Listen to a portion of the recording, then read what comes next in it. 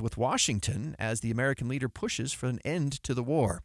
Your money at this moment, the Dow is down 182 points. That's 0.4% to 44,373. Coming up, we still have a few slow spots on the commute, plus weather. Traffic and weather together next. KSL News Time, 9:02. Mornings are for recharging. And they're for starting your day right. We volunteer to join you in the car. Get news and weather at 102.7 FM during the most important part of your day. Andy and Amanda, each morning between 5 and 9 on KSL News Radio. Hi, Doug Wright, and far too often I only talk about special occasions when it comes to Ruth's Chris Steakhouse. You don't need a special occasion. How many times have you been driving home from a busy day and you go, oh, I don't want to prepare a meal. I don't want to worry about it. That's the perfect day to call Ruth's Chris Steakhouse, make the reservations, and have the best meal you have ever had. And it starts, of course, with the great, great service the second you walk in to either of the Ruth's Chris locations, Hotel Park City or downtown Salt Lake City. You are treated like a special guest, which indeed you are. And then, of course, the meal itself is spectacular, perfectly cooked, exactly the way you like it. And I always tell folks, make sure you save room for the dessert. There's nothing like a meal at Ruth's Chris Steakhouse. Don't wait for a special occasion. Ruth's Chris is waiting for you now. Downtown Salt Lake City, Hotel Park City. Is your financial advisor offering you up to a 30% upfront bonus? Are they promising you up to 10% growth per year guaranteed for your retirement income? If not, you need a new financial advisor. I'm Jeff Jr., founder of Trajan Wealth. If you plan to retire within the next 10 years, don't wait only to find out it's too late. I've seen hard-working folks like you retire only to be required to go back to work, all because their advisor told them guarantees like these were too good to be true. They're not. That's up to $30,000 up front or up to $10,000 per year on $100,000, all guaranteed for retirement income. Don't work when you're supposed to be retired. And if any financial advisor tells you it's too good to be true, they simply don't have the options we do. Call Trajan today at 801-899-7600. Annuity guarantees are based on the claims paying ability of the issuing insurance company. Tay-Tay was a typical girl that loved pink, singing, and all kinds of animals. At 3 years old, she tumbled off a horse and received a traumatic brain injury. Her family prayed for a miracle, and when they realized their daughter would not survive, they made the decision to donate her organs. Because of her donation, 4 other people received her organs and tissue, allowing others to live. Go to donorconnect.life and read about what it takes to become a donor. Did you know many people think that they're too old and not in good enough health to be a donor? Anyone can be a donor. If you were told that it could save a life for someone close to you, or even a stranger, would you please donate? Finding out more on why you should become a donor is pretty easy. DonorConnect.life can walk you through the process and what it takes to simply sign up. Check yes to become a donor when you renew your driver's license. Give hope, heal life. DonorConnect.life. Any Hour Services can help you make sure your furnace keeps you warm this winter. Whether you need a tune-up, a repair, or a second opinion about replacing it, call Any Hour Services or visit anyhourservices.com. Traffic and weather together, brought to you by Mountain America's limited time balance transfer bonus. Let's check in with Heather Kelly. We still have a little bit of slow traffic northbound I-15 as you come out of Midvale through the Murray area. This was actually due to debris in the HOV lane. UHP slowed everybody down for a few minutes to just move it into the left shoulder. So it's just taking time for traffic to get back up to normal. You also have a few brake lights southbound I-15 from Midvale into Sandy. Almost everybody else is back to freeway speeds, including through Parley's Canyon, where we had an earlier crash. You'll just have some slowdowns in all the construction zones, like on Bangerter Highway and SR 36 in Tooele County. Get started on your dream kitchen or bath countertops with special financing from Bedrock Quartz for up to 18 months. Visit bedrockquartz.com for details. That's bedrockquartz.com. Heather Kelly in the KSL Traffic Center. KSL weather now. Today will be mostly cloudy with a storm rolling in overnight. It will bring some snow and rain, but apparently won't accumulate much. Highs will be in the 40s today. Right now, it's mostly cloudy and 30 degrees in Salt Lake City. I'm Andy Farnsworth from the KSL Common Spirit Health Studios. Listen online at kslnewsradio.com. We're Utah's news, traffic, and weather station. Dave and Dujanovic, your morning companions for talk, analysis, and key perspectives on Utah's biggest stories on KSL News Radio. Dave and Dujanovic, special coverage of the top national story. And our top story this morning is Social Security. 81% of Gen Xers, which are people my age. That's me. Not quite 50 yet. I'm definitely a Gen Xer. Welcome to the party, Dave. So are you among us who say they're worried that Social Security won't be around when it's their time to collect? I 100% am not worried. Okay. I absolutely expect Social Security to be there because if it's not, there will be an absolute uprising. I mean, we will freak out because I've heard this warning since my parents. My parents that are baby boomers are like, not counting on Social Security, don't think it's going to be around. And guess what? Mom's been pulling on Social Security for 25 years. So in the next 20 minutes, we're going to go in depth on two different angles. Will you get the same type of Social Security benefit that your mama got and is getting?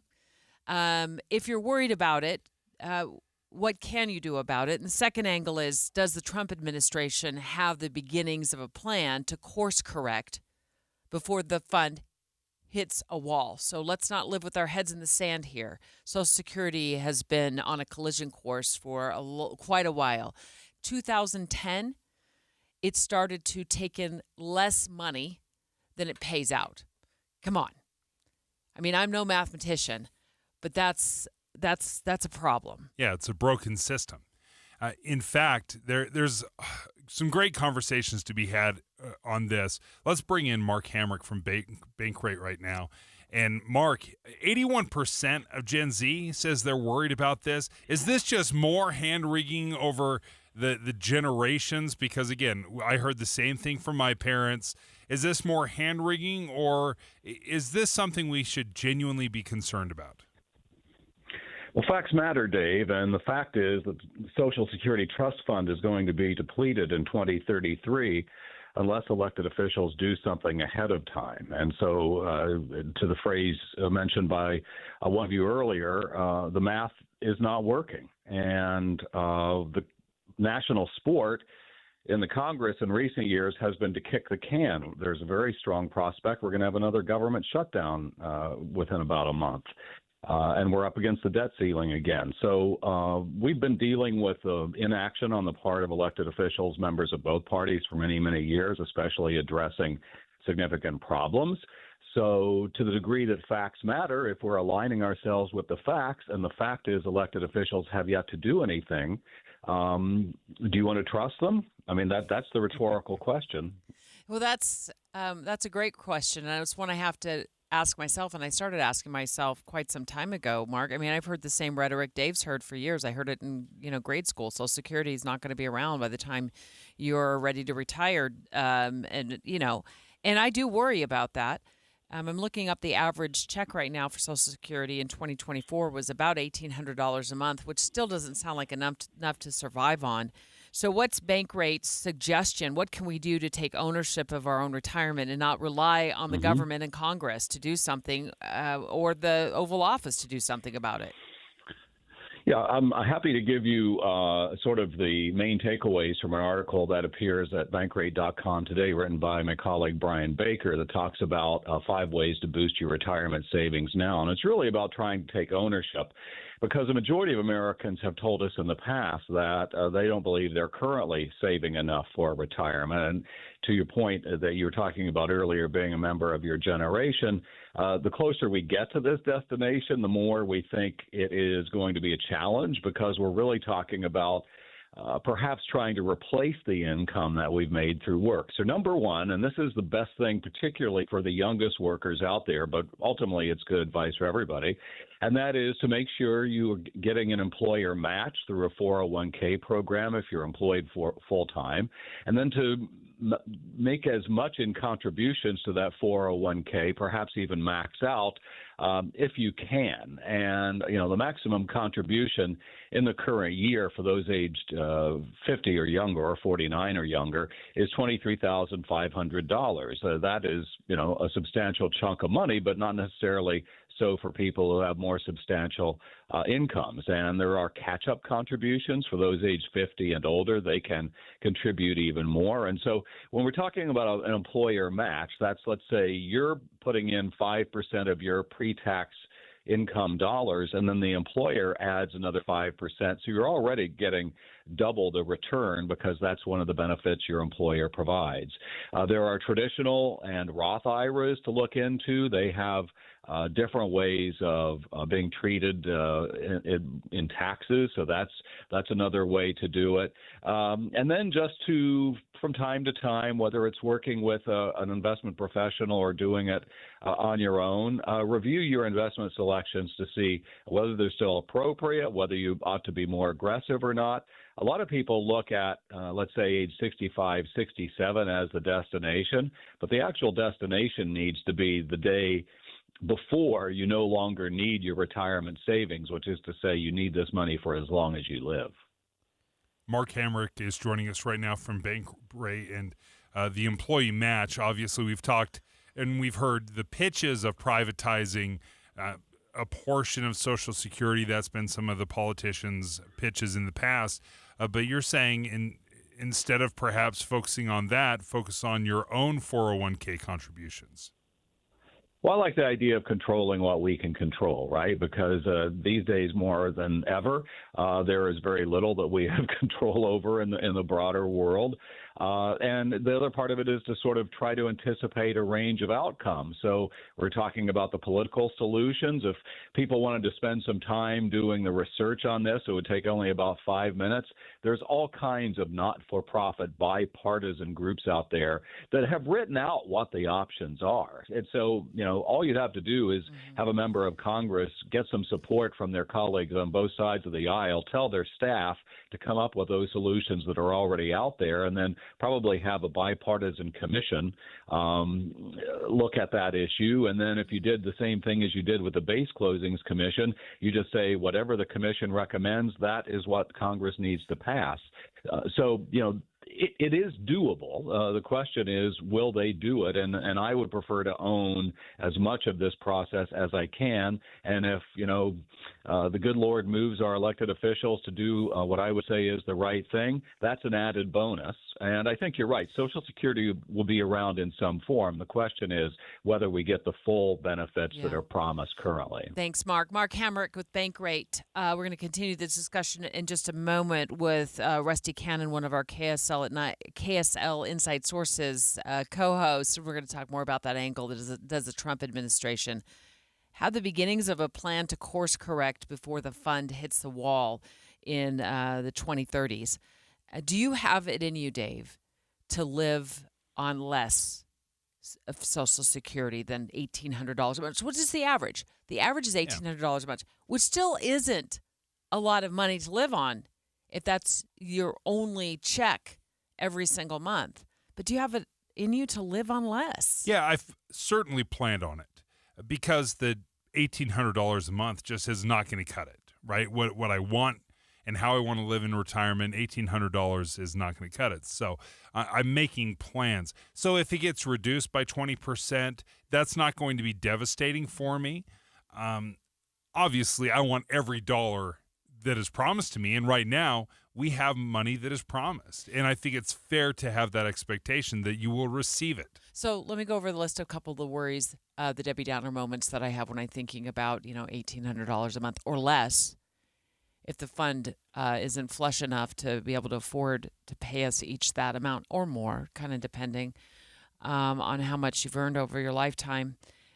How am I going to afford inflation if it continues? We just had another inflation report that it's a little higher, but it's, again, higher based on higher prices is not good. And Social Security is supposed to raise with inflation. So that's supposed to be an automatic. Okay. It's still a lot of money. that's going out the door every single month compared to what was going on, in 2019. So a lot of extra money going out the door. And again, do I always have to rely on the government to bump up my Social Security check? I don't know if I can rely on them to do that. So that's an unknown to me. Second thing is the cost of long-term care. Yes. The cost of long-term. Do I have enough saved? And this will hardly cover any of it. I mean, some people I know are paying $10,000 a month for their parents to be in a long-term care facility, kind of depending on what their needs are. $1,700 a month isn't going to even come close. So those are my two concerns as I stare down the road to retirement. My other concern is, does the Trump administration have the beginnings of a plan to course correct before the fund does hit a wall? Because, look, he's going to be in office 4 years, and we'll be 4 years closer to the predicted time when this could all unravel in the 2030s. So let's bring on Rusty Cannon, one of the co-hosts of Inside Sources every day right here from 1 to 3. Hi, Rusty. Hey, how you doing today? Well, I'm nervous. And I guess I'm in good company because a lot of people my age and Dave's age say they're worried. 81% say we're worried about Social Security not being there in the capacity that we'd hoped it would be there for us in retirement. So what do you think some of these options are if, that the Trump administration and Doge, now that Elon Musk is going in, it seems, to the Social Security Administration, what options are on the table for them to look at to save this program? Well, in answer to your first question, does the Trump administration have a plan? The answer is a hard no. I mean, as far as even yesterday, I believe, I don't know if it was in a press conference or an interview, he said, we will not touch Social Security. We're not going to touch Medicare. They have zero plan. And, I mean, he will be out of office in 2028. And so that's 6 years before kind of the real problem year. So theoretically, he doesn't have to talk about it. However, it's not the right answer in my mind because this is a problem. I mean, this tax, the Social Security tax, started in 1935. The rate was 2%. It's now 15.4%. Comes off the top of every American's paycheck. It's the biggest tax burden virtually everybody faces, and no one has a solution at this point. Well, there are solutions out there. No one is willing to talk about it politically except for very, very few people. Rusty, there's a couple of different ways it seems like politicians handle this.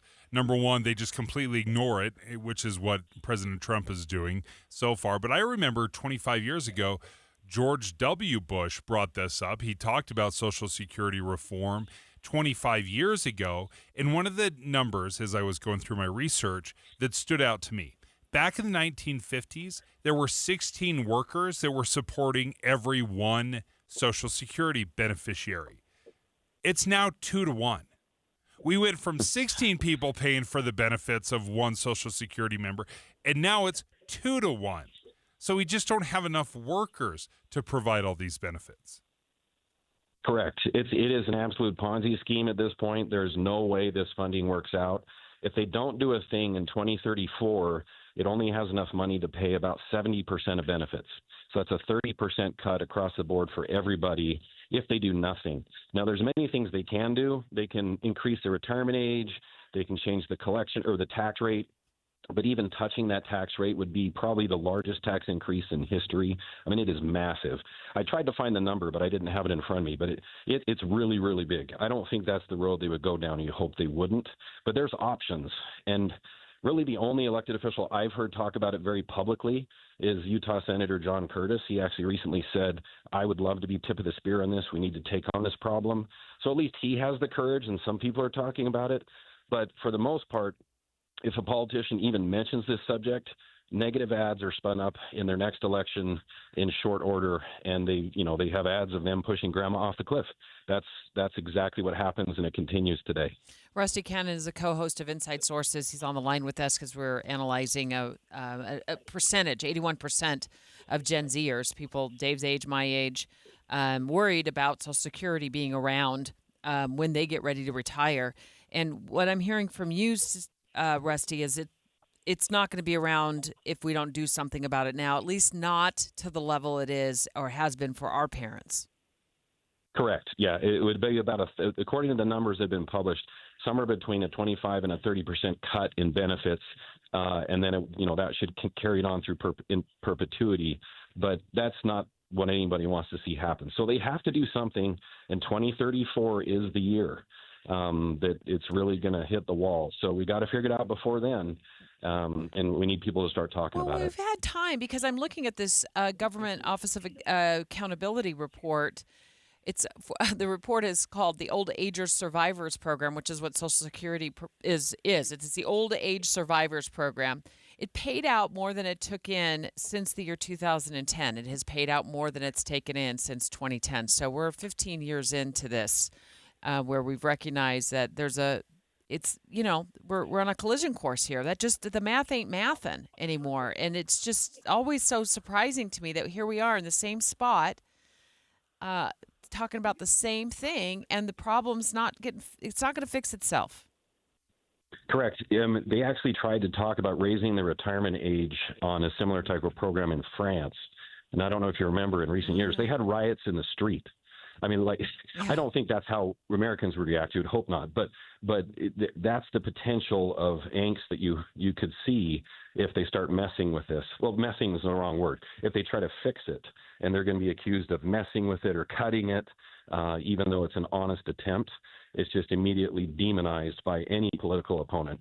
And part of what was so incredible about that France move was they were raising the retirement age from 62 all the way to 64, which is still 3 years earlier than us. And there was rioting, violent rioting in the streets. Rusty, thank you so much for joining us. I just did the math. Average benefit every month is $1,800. We've talked about that. If you had to take a 30% cut, that would bring your monthly benefit down to $1,260 a month. It's practically, that's not even sustainable. I mean, what does that, if you don't have another form of income in retirement? Yeah, $26,000, $27,000 a year. That's what it would be. I mean, that's you can't even afford food and utilities, and maybe you have insurance payments on that. And that's it. Again, going back to George W. Bush, when he was talking about this number was sobering. He said 1/3 of Americans over 65, Social Security is 90% of their total income. 90% of it. So 1/3 of Americans are taking that $30,000 a year, and that's the vast majority. Now, this is 25 years ago. The dollar and Social Security hasn't kept up, but it gives you an idea of how dangerous it is. And we have to be brave enough as voters that when a politician brings it up, like Senator John Curtis, that we're not going to punish him, that we're not going to demonize him and his efforts. We have to empower our politicians to address this head on. And we're going to have to take a bitter pill, and we're going to have to look at it seriously. Now, there's ways to mitigate this. And obviously, people that are on Social Security right now, we can't touch those benefits. Those are promised. But we can scale it back. My kids are in their 20s. Your kids are in their 20s. They've got a lot of runway. So if we do make some significant changes, they'll have 40, 50 years to plan for it. Yeah, I'm getting the impression that I can't rely on the government to save me. And this conversation has reminded me that I need to look in the mirror. And if I'm still kicking the can down the road by tomorrow morning on my savings plan and not taking a serious look at what it looks like without Social Security in my life, or a very small amount of money, because it's significantly reduced, then I'm also the problem. It's a week of snowy weather ahead, and that can mean a slower drive when you're heading to work or on your way home. We try to make this easy. Get the latest traffic report and updated weather, one after the other. That's traffic and weather together every 10 minutes on the 9s. Mornings and afternoons on KSL News Radio. Boy, right after the holidays, everyone needs a little cash, right? Oh, yes. We have great news for you. Right now, UCCU, Utah Community Credit Union, will pay you for your auto loan and credit balances. So all you have to do is just transfer your auto loan or your credit card balance to UCCU. And on top of giving you a low interest rate, which will save you money, UCCU will give you 1% cash back up to $250 on every loan you transfer. Amanda, as soon as I heard about this, I said, I'm in this exact situation. I transferred. I actually had to have 2 loans to get my car a year ago. Yeah. Long story. got it consolidated into one, and they paid me 1% back for each thing. I've got one payment now instead of two. It's so much easier, and it took me maybe basically an hour. I just went straight to the website. I applied. They said, you got to send me these documents. I did, and all of a sudden, within a couple of days, I had it all set. This is how easy they are to work with, always looking for ways to help you and your family. You can find out more on the UCCU mobile banking app or just go to uccu.com/transfer. Utah Community Credit Union. You're going to love where you bank. When you want a brand new kitchen, there's nothing to it. There's a brand new way to do it. 3-day kitchen and bath. James talks about his experience with 3-day kitchen and bath. My wife and I had been talking for several years about getting our kitchen and bathroom remodeled. We'd had some bids actually been made. The thing that always put us off was that they were talking about 2 or 3 months to get all this work done. We heard about 3-day bath and kitchen. We thought that we'd give it a try. They spent 3 days on one of our items and 4 days on another, and the cost was about the same thing as all of the people gave us 3-month estimates for. They went out of their way to make sure that we were satisfied with everything when the job was finished. There's simply no question about the idea that they want satisfied customers and they want people who are pleased with their work. It's about time. 3 days or less at 3-day kitchen and bath.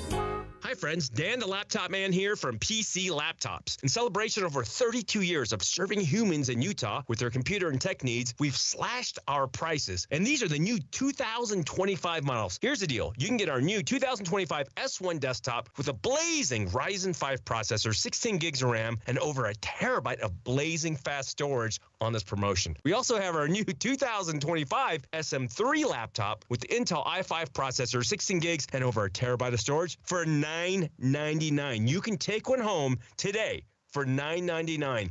And you also get the peace of mind of our lifetime service warranty. We also have 12 months special financing available, and they start as low as $29 a month. But hurry in because supplies are limited. Because at PC Laptops, we love you. PCLaptops.com. Take home a blazing fast 2025 model desktop or laptop for $999 at PCLaptops.com. Attention!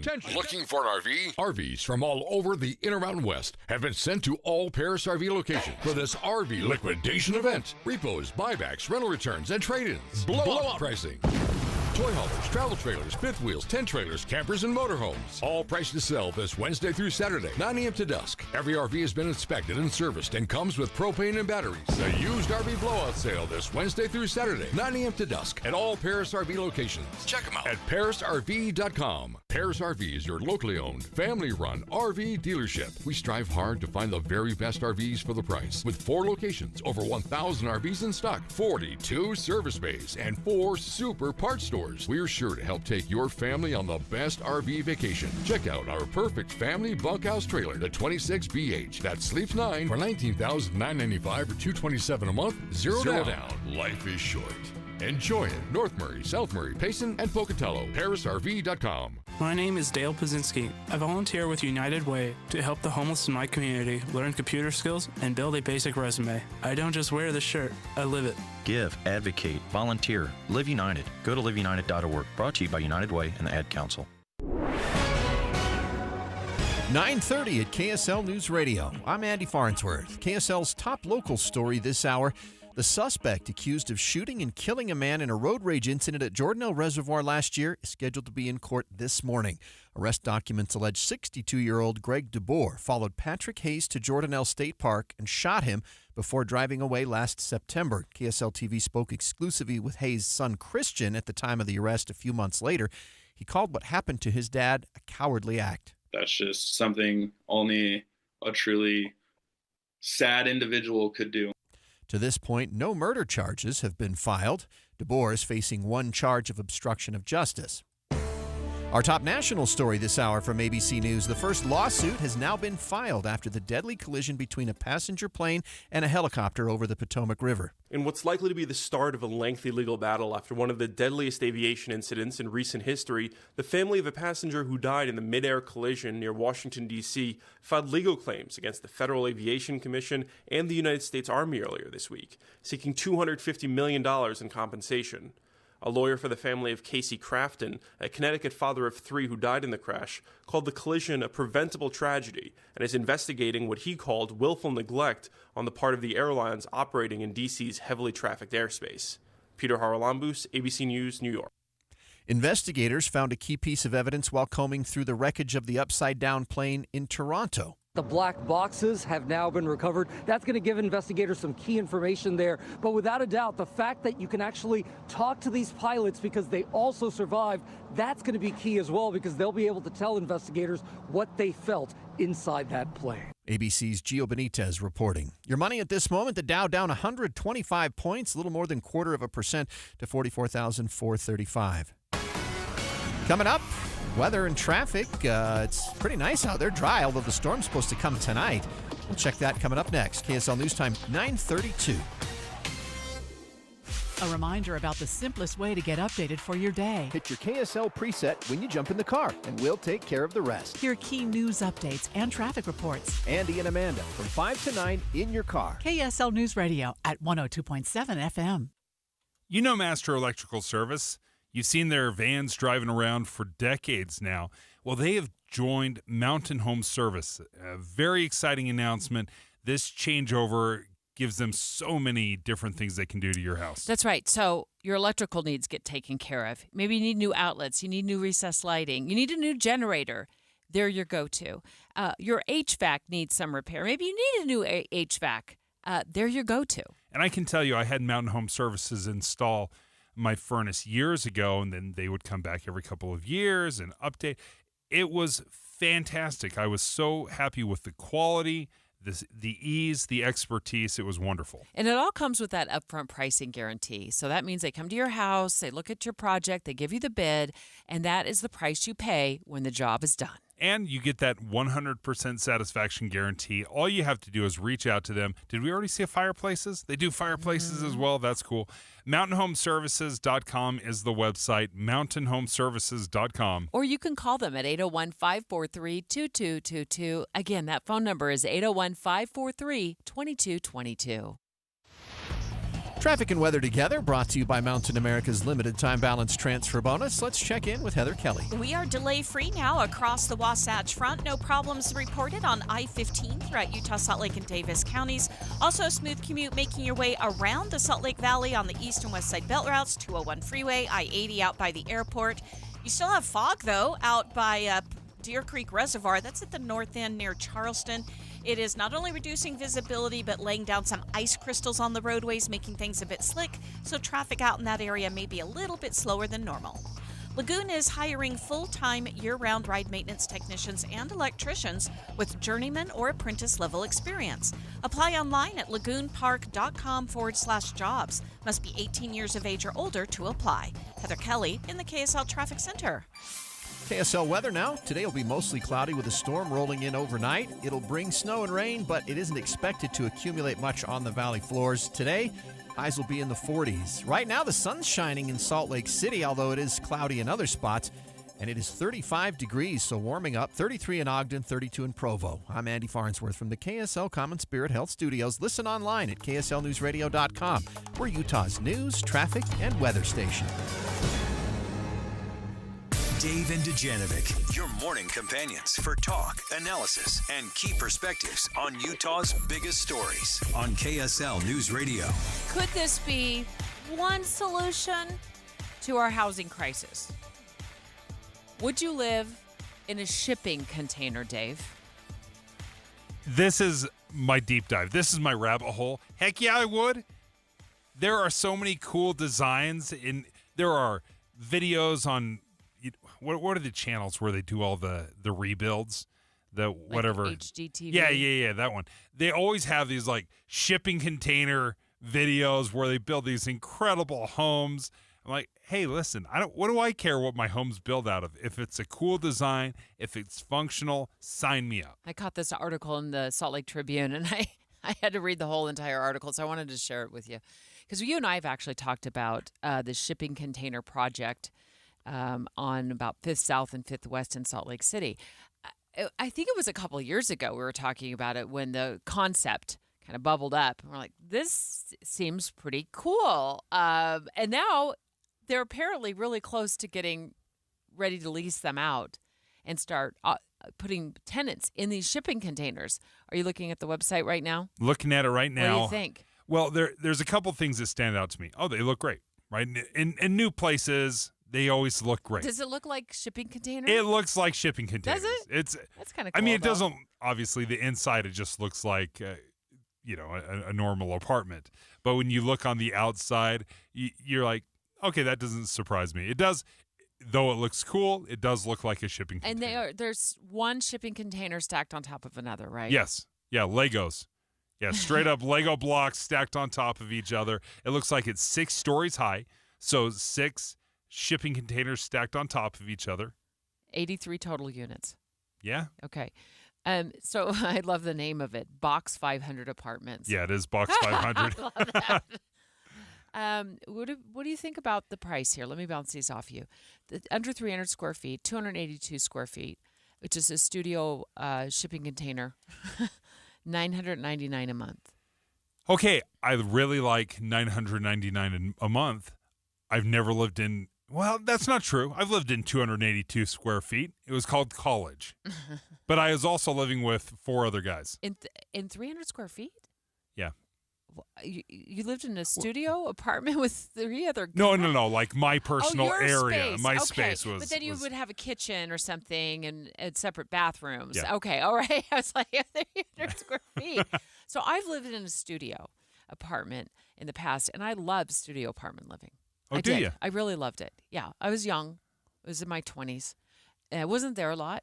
That's kind of the secret, I think, is you don't want to camp out in it for hours and hours and hours every day. It's not the It's destination kinda small. spot. It's not where all No. your friends come to hang out. You're right. It just it can get a little. It can get that space gets a little bit small. But I if you're active and you're outside and I think it's great. It's $999 a month. I did not pay $999 a month. It was the early 90s. It was about $350 or so, $400 a month back then. It was still a lot of money. Now these are rentals. They are To be very leases. clear, that Yeah. this is not. You can't purchase it. This is just for renting. Dave and I talking about the shipping container project that appears to be ready to get some tenants in the building. 5th South-ish, 543 South to be specific, and 5th West in Salt Lake City. It's they're using recycled shipping containers, and Dave just gave us the lowdown on what it looks like. A 1-bedroom is 569 square feet. So, maybe about 200 square feet more than that studio. Not quite, but that's close enough. Almost $1,100 a month. Okay. If 2-bedroom, which is the same square footage, does that have the design on there at all, Dave? Can you see the design? I don't see the You difference notice- between the two. Okay. So the 2-bedroom would be $1,300 a month.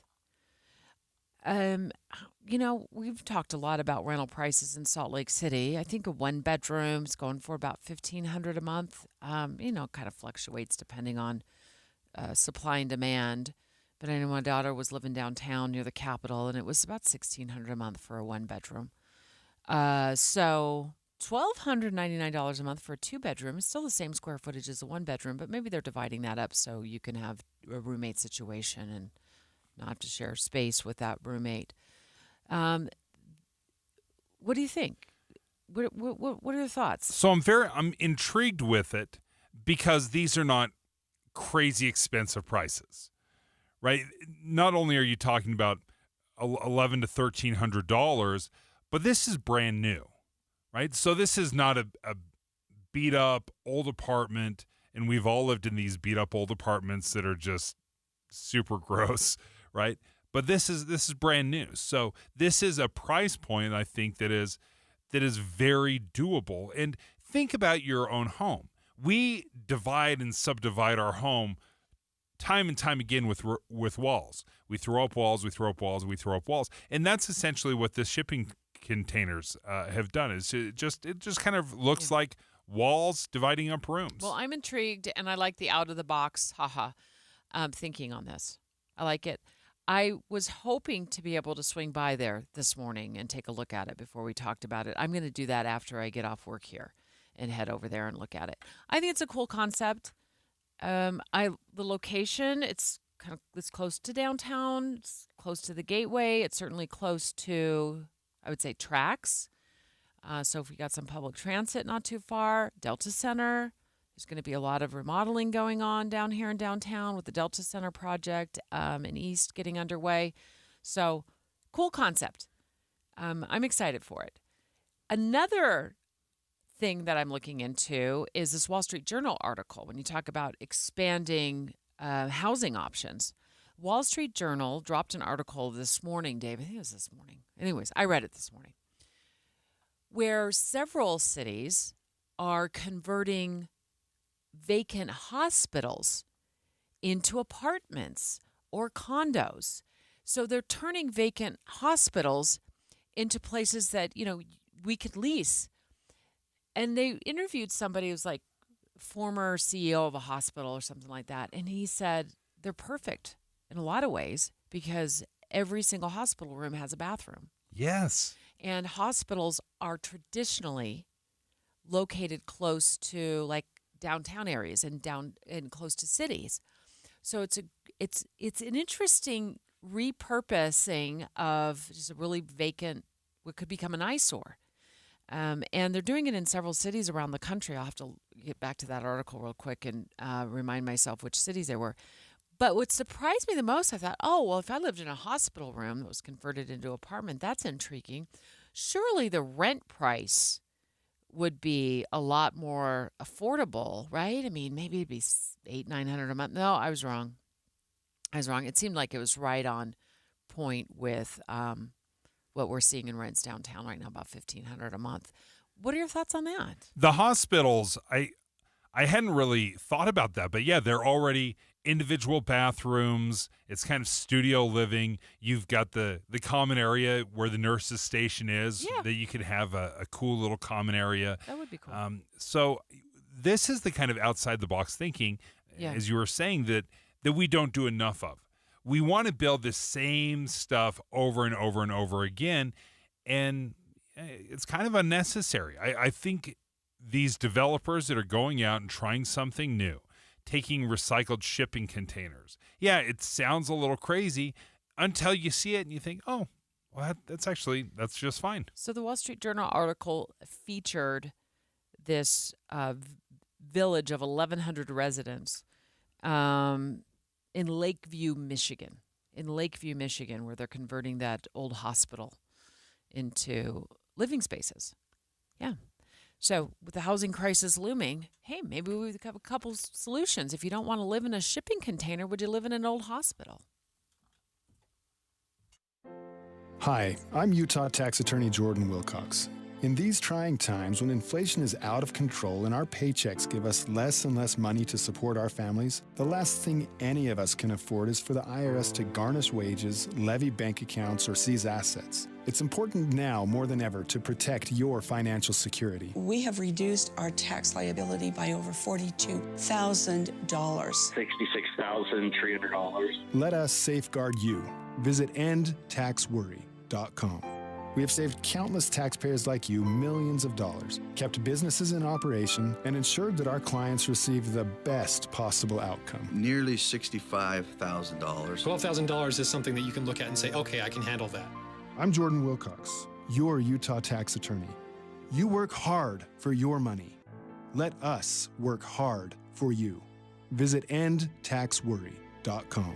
We're very grateful. If you've ever set New Year's resolutions before, you know how difficult it is to follow through because you have to wait to see the results. What's up, everybody? I'm Mike Wilson with Any Hour Services, and in honor of your New Year, New You resolutions, Any Hour Services is having our New Year, New System sale. From now until the end of February, Any Hour Services will give you $2,025 off a new furnace and air conditioner. And you don't have to wait to save the money. You get $2,025 off at the time of purchase. The only thing you have to do to qualify for our New Year, New System sale is call Any Hour Services and schedule a free estimate. When you call, there's no obligation to buy. Just schedule a time to meet that works best for you. Let me say that again. From now until the end of February, when you have Any Hour Services install a new furnace and air conditioner, we'll give you $2,025 off. Call Any Hour Services right now and schedule a free estimate. 801-443-7400. You can Google Any Hour Services. You can even schedule online at anyhourservices.com. No one helps more homeowners than Any Hour Services. Dave and Dujanovic.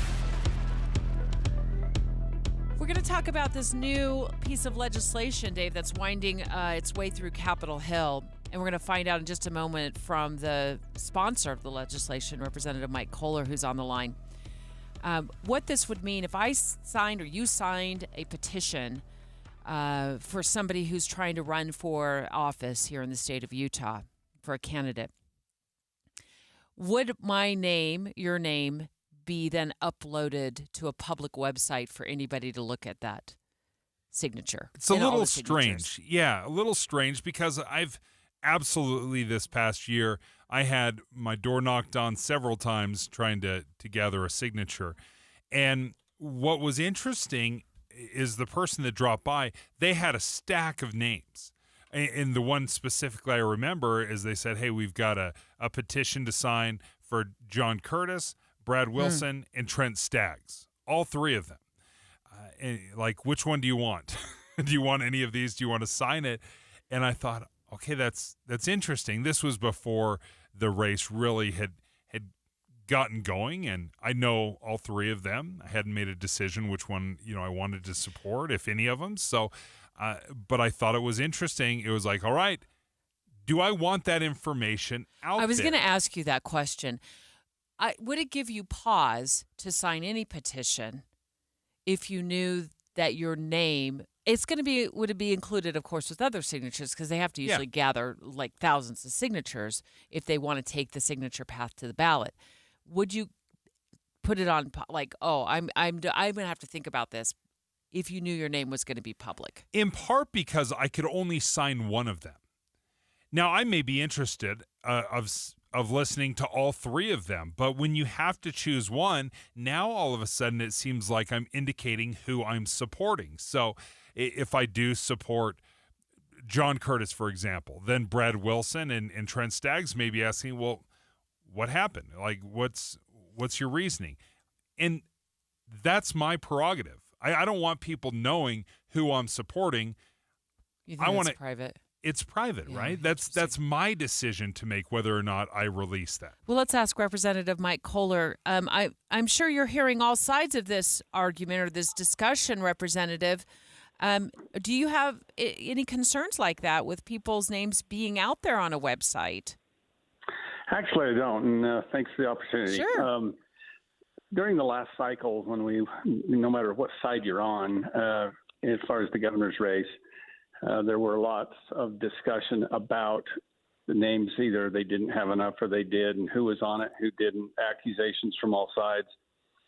So basically what I did is copy the same processes that are used in initiative and referendum and put it over here, which they're public on those. So if you sign this 5 days after the signatures go public, then it would go to the Lieutenant Governor's website for 90 days for public view. And now there was an amendment the other day in committee that took out the voter ID number, which I didn't really care about anyway. I don't really know probably very few people would know enough or have enough information to correlate that with the name. And the signatures themselves won't go. It's just a name, so that if you were on it, you can tell. If you weren't supposed to be on it, you can tell if you've been used, if your name's been used, and et cetera. So, no, I just think it's a good policy to have, and I hope I can get it through. Representative Kohler, when you were talking about these signatures, I'm only allowed to vote for one person or sign my name on one of these petitions. Doesn't that kind of indicate who I'm going to vote for? And shouldn't I be protected if I want to vote for somebody to be protected from the public knowing who I voted for? Well, this isn't technically a vote. It's simply a signature for someone to get on the ballot, and the signature list has a requirement of so many signatures, valid signatures of voters. It's certainly an indication, though, isn't it? Well, I would say so, for sure, but that's not the purpose. Your vote happens when you actually go to the polls later. This is a little different process, in my opinion. Again, much like initiative or referendum, you're pushing for something to happen you're making a positive action of your support to get something done. So I just think it's a transparency issue that a lot of people in this last cycle wouldn't have had to worry about their name either being abused or not used or having enough names, et cetera. I just think it's a simplicity, makes it a lot simpler to get transparency and know what happened. But yes, I agree with you. I mean, I heard you talking before, and certainly might give somebody pause to say, hey, my name's going to show up behind Cox or Lyons or whatever the process or whomever you're going for. But again, I think that's part of our process here, and that's a preliminary thing where people actually take action to participate, or they have the right not to. So what I heard you say just a few minutes ago, when we were chatting about this, Representative, is that you're looking at this as an opportunity for me to go in and see if somebody signed a candidate's, signature gathering petition using my signature, Debbie Dujanovic, and I look at it, and I happen to be searching the web, and I find it in these thousands of signatures that are out there, and then that gives me a cause to file a complaint. Is that how you're looking at this? Well, I don't know that the process of making that complaint known is clear yet, other than the complaint itself. That said, there were lots of accusations based on the numbers and based on all the analysis that was done that there were names used that did not have permission to be used. So let somebody go look at their name, find out. Now, there is a way to get off this, and it takes if I sign it, I have 3 days, or at least from the time the packet is submitted and until it's certified, to get my name off by way of a written letter request to get off. But I think there's probably little question, based on what everybody said, the complaints that were coming in the news and the number of them, that possibly some names were used that shouldn't have, or didn't voluntarily put their name on the list. So that obviously would be part of being able to find that out. Let me just follow up with this. Aren't these signatures verified by the clerk's offices across the state, though, during this process? Don't they verify the signatures to make sure they weren't they're not forged?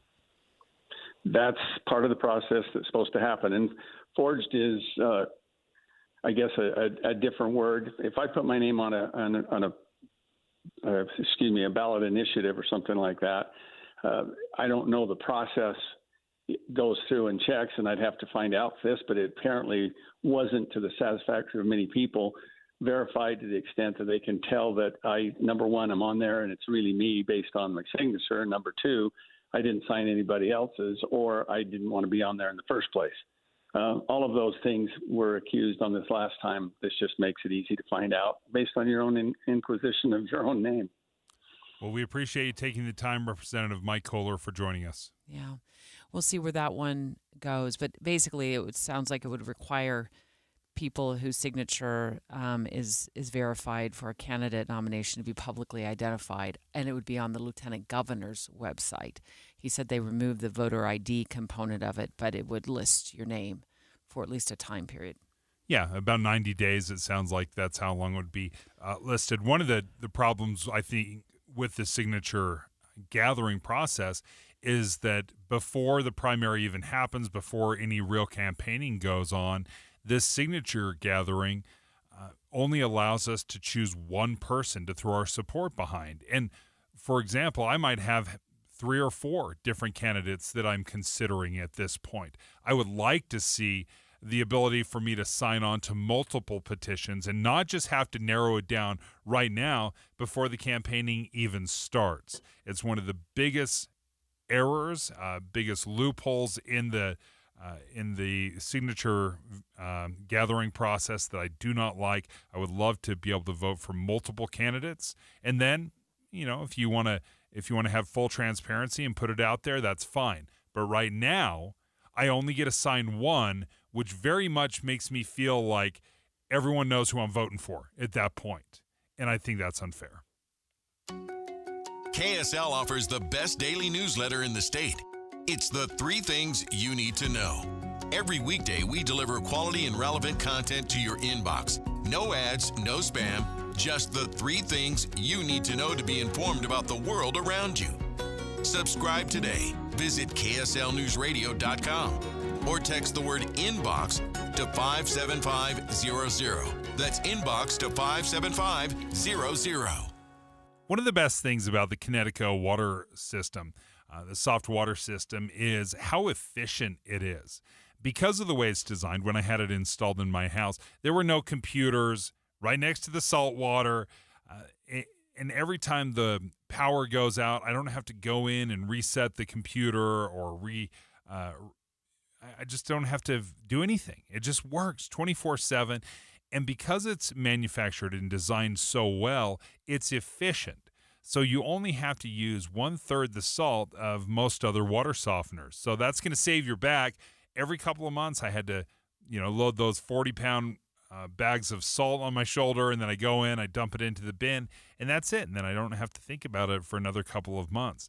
If you're interested in getting soft water into your home, and my family has just loved what soft water has done for us, not only for the health of our skin, laundry, dishes, the health of our expensive appliances, go ahead and reach out to Connecticut of Utah. They're an authorized Connecticut dealer, and they can walk you through what soft water means to you. 801-576-8600. That's 801-576-8600. Or you can check them out online at softwaterutah.com. The system is rigged against you. There's a lot of money to be made keeping you overweight and unhealthy. At Soda Weight Loss, we have one goal, and that's to help you let go of the weight for good, without shots, without drugs, without hunger. So I lost 25 pounds. I was never hungry. It was very, very easy. I couldn't believe how fast the weight came off. With Soda Weight Loss, you get real results that will last your whole life. I am down 26 pounds in 3 weeks. Feels great. I fit into my clothes again. Soda Weight Loss is the #1 weight loss center in America for client satisfaction and results, and we have the proof at sodaweightloss.com. Right now, for a limited time, 2 people can start with soda for the price of 1. For new clients only. Double the reward, double the motivation, half the cost. Get healthy. Beat the system. Visit sodaweightloss.com. That's SOTA weightloss.com. Soda Weight Loss is, say it with me, state of the art. Americans love using their credit cards, the most secure and hassle-free way to pay. But D.C. politicians want to change that with the Durbin-Marshall credit card bill. This bill lets corporate megastores pick how your credit card is processed, allowing them to use untested payment networks that jeopardize your data security and rewards. Corporate megastores will make more money, and you pay the price. Tell Congress to guard your card, because Americans lose when politicians choose. Learn more at guardyourcard.com. Paid for by the Electronic Payments Coalition. Why choose a Sleep Number smart bed? Can I make my side softer? Can I make my side firmer? Can we sleep cooler? Sleep Number does that. Cools up to 8 times faster and lets you choose your ideal comfort on either side. Your Sleep Number setting. And now save 50% on the new Sleep Number limited edition smart bed. Limited time. Exclusively at a Sleep Number store near you. Learn more at sleepnumber.com.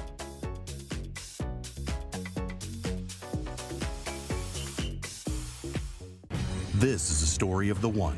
As a maintenance specialist for university housing, he knows college students can major in wear and tear.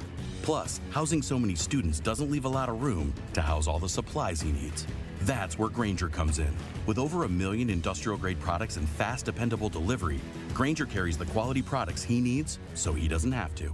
From a new door hinge to a whole new faucet. Call, click Grainger.com, or just stop by. Grainger, for the ones who get it done. KSL FM Midvale. KSL Salt Lake City. From the KSL Common Spirit Health Studios, this is KSL News Radio. Utah's news, traffic, and weather station. 10 o'clock at KSL News Radio. I'm Andy Farnsworth. KSL's top story this hour. Utah's snowpack might get one more boost before warmer and drier conditions return. A storm rolling in today will bring additional snow in the mountains and maybe even in the valleys. KSL.com reports Utah's snowpack is at 93% of its median average for this time of year. However, in southern Utah, many basins are still at 39%. The National Weather Service says there could be 4 to 10 inches of snow in the Wasatch Mountains by Friday, with Little Cottonwood Canyon receiving up to a foot. This may be the last major storm of the month and into the first part of March. Temperatures along the Wasatch Front and northern Utah are forecasted to return to the 50s, and in St. George looking at temperatures in the 70s. Brianna Willis, KSL News Radio. Cache County will be constructing 2 miles of the Bonneville Shoreline Trail after securing $570,000 in state funds. The trail will go from Hyde Park to Smithfield. The county says this is just one phase of a bigger project aimed at connecting Green Canyon to Smithfield. Construction is expected to begin this summer. Our top national story this hour from ABC News. After widespread flooding in Kentucky, parts of the state now being hit with cold temperatures and snow. Here's Kentucky Governor Andy Beshear. Flood-related fatalities are holding steady, thankfully, at only 14. We don't believe that we have missing persons at the time. Beshear says the state is also dealing with the historic 220 roads closed, most of them because of high water. Your money at this moment, the Dow down about 0.2%, 86 points to 44,469. Coming up, we've got that storm we've been talking about. We'll get you the full details next. KSL News Time is 10:02. The sources where we get our news matters. When you listen to Utah's Morning News, we want you to feel the stories are important to you and trustworthy. This is Amanda Dixon. And I'm Andy Farnsworth. Join us weekday mornings on KSL News Radio. If you're in the house and put a hand near a window, it shouldn't feel cold. But if it does, you need to call Advanced Window Products, because right now you'll get an extra $2,500 off on 10 windows or more. We're talking about the best windows in the world. Now, to the naked eye, all glass looks the same. But when Advanced Windows installs your triple-coated, argon-filled and sealed double-pane insulated glass and custom frames, your energy bill is going to plunge winter and summer, and your home gets a fresh new look. They'll create frames in any style and color on windows built right here in Utah. They're meant for Utah homes, so buy local with an additional $2,500 off if you call now. Advanced Window Products has options for any budget, including 60-month, 0% financing. So save on that heating bill and lock in the $2,500 off. You don't even have to pay now. Just make the call. Advanced Window Products, 801-850-9100. It's 801-850-9100, or go to advancedwindows.com. Are you in search of a fulfilling career where you can work on a team that provides you room to grow, learn, and thrive every day? Focus Engineering and Surveying is looking for individuals to join their team who take pride in the customer service they provide and have a passion for their clients to be successful. No experience in engineering, CAD design, or surveying? No problem. Focus will train those who fit their team culture for rewarding careers in surveying and CAD design. If you can align with the core ideology and the Focus team culture, if you're internally driven, team-oriented, client-focused, and love personal development and growth, Focus Engineering and Surveying is the place for you. Enjoy a positive work environment and paid internship opportunities, plus fantastic benefits like great health care with 80% employer-paid premium and HSA matched up to $200 per month, 401k, vacation, even annual performance bonuses. Start your journey towards your new and fulfilling career. Apply now at FocusUtah.com. That's FocusUtah.com. We could all use more time. Amazon Business offers smart business buying solutions so you can spend more time growing your business and less time doing the admin. I can see why they call it smart. Learn more at AmazonBusiness.com. I'm Kareem Abdul-Jabbar. I learned about atrial fibrillation the hard way. My symptoms would come and go: shortness of breath, fatigue. I kept going. Then I got so lightheaded, I couldn't. My doctor said I have AFib, so I'm about 5 times more likely to have a stroke. Other symptoms: irregular heartbeat, heart racing, chest pain can come and go, but the risk of stroke stays. If you have symptoms, tell a doctor. Visit notimetowait.com. Sponsored by Bristol-Myers Squibb and Pfizer. Buy 5 quarts of Castrol Edge Full Synthetic Motor Oil and get a $15 gift card after rebate, plus 2 times points at O'Reilly Auto Parts. O'Reilly Auto Parts. Traffic and weather together brought to you by Mountain America's limited time balance transfer bonus. Here's Heather Kelly. Well, the fog is finally lifted from Wasatch County. That was near Deer Creek Reservoir by Charleston. So visibility at least is greatly improved, although the roads may still be a little bit slick. You've got good speeds on I-15, the east and west side belt routes, 201 freeway, and no accidents reported on city streets or freeways. Common Spirit hospitals, clinics, and caregivers all connected to advanced healthcare in Colorado, Kansas, and Utah. Healthcare with human kindness is here. Hello, human kindness. Heather Kelly in the KSL Traffic Center. KSL weather now. Today's high expected to get up to 45 degrees. We've got a storm rolling into town late tonight, bringing some more valley rain and mountain snow. That storm will carry over into Thursday morning, where we'll cover you on Utah's Morning News if there's snow. Right now, it's mostly cloudy and 38 degrees in Salt Lake City. I'm Andy Farnsworth from the KSL Common Spirit Health Studios. Listen online at kslnewsradio.com. We're Utah's news, traffic, and weather station. Dave and Dujanovic, your morning companions for talk, analysis, and key perspectives on Utah's biggest stories on KSL News Radio. Eye on the Hill 2025 special coverage with Dave and Dujanovic. You know, there are a lot of questions about how we are going to use artificial intelligence. How are we going to let students in the classroom use AI to write or not write reports and get information? How are our workplaces going to allow AI to integrate into the workforce? Now we want to talk about how should police be using artificial intelligence, or should they be using it at all, to write their police reports? I think we're very AI resistant. We are so afraid of AI for some reason. We're just fighting it on every level. In part, and I literally don't even say this in jest, because for the past 50 years, every sci-fi movie that we've watched has demonized AI. Open the pod bay doors, Hal. I'm sorry, Dave. I'm afraid I can't do that. That's right, Hal. Thanks a lot, Hal. AI is always out there to get you. You know, Terminator and Space Odyssey. Yeah, I mean, there's so many different movies that we've watched, and AI never turns out well for us.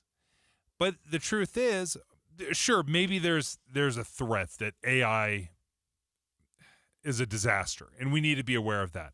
But mostly, you and I will use AI every single day on some level, and it has been enormously helpful. How? How do you use it? So every single day when we're choosing our stories, we go through just pages and pages of research, and we will use AI to help summarize what we have read.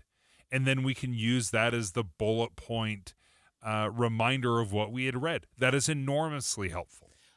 Okay, but let me add this. There are times when I look at that summary, and it is not the entire article. It's accurate, but it doesn't include all of the article. So I have to go back in and hand add it in or write it in. Yep. You know, I might cut and paste it in. So the question then becomes, how do we want law enforcement using artificial intelligence, or do we at all want them using artificial intelligence when we call 911 to get a police officer to our house? Maybe there's been a burglary, for example, and we need a cop to come figure out what's missing, you know, maybe who broke into our home. And then they're going to write a police report. Now, they're also going to have body camera footage, most likely, right? Because they wear body cameras now. We want them to wear body cameras, so they got body. That thing is triggered on when they enter your home, and now they've got, maybe they're there for an hour. Maybe there's 2 cops. Now they got 2 hours of body camera footage. And do we want them feeding that all into a system? This is just me using my artificial intelligence imagination. Feeding it all into some system that then spits out or creates a transcript. And then they merge all of that into a police report. This does sound very futuristic, but I am curious to speak with Senator Stephanie Pitcher up on Utah's Capitol Hill right now, because you are pitching legislation, Senator, that would it prevent police from using artificial intelligence to write their police reports? No, so it doesn't prevent the police from using artificial intelligence. What it does do is it requires a disclosure if they do use that tool, and it also requires that they certify that a human has actually read the AI-generated report and attests to its authenticity. Does that human count the officer that prepared that report? Yes, it does need to be the officer. So how do you see this working in real time for law enforcement if they choose to use artificial intelligence to generate police reports, do they use AI to then transcribe the body cam and then it all merges into the police report? Maybe the 911 call gets AI generated as well? I mean, how do you see this playing out? Yeah, so when I first opened this bill file, I wasn't aware of any agency in the state of Utah that was using AI. That has since changed since I came up here to the session, and I'm aware of at least 3 jurisdictions that use a program called Axon One.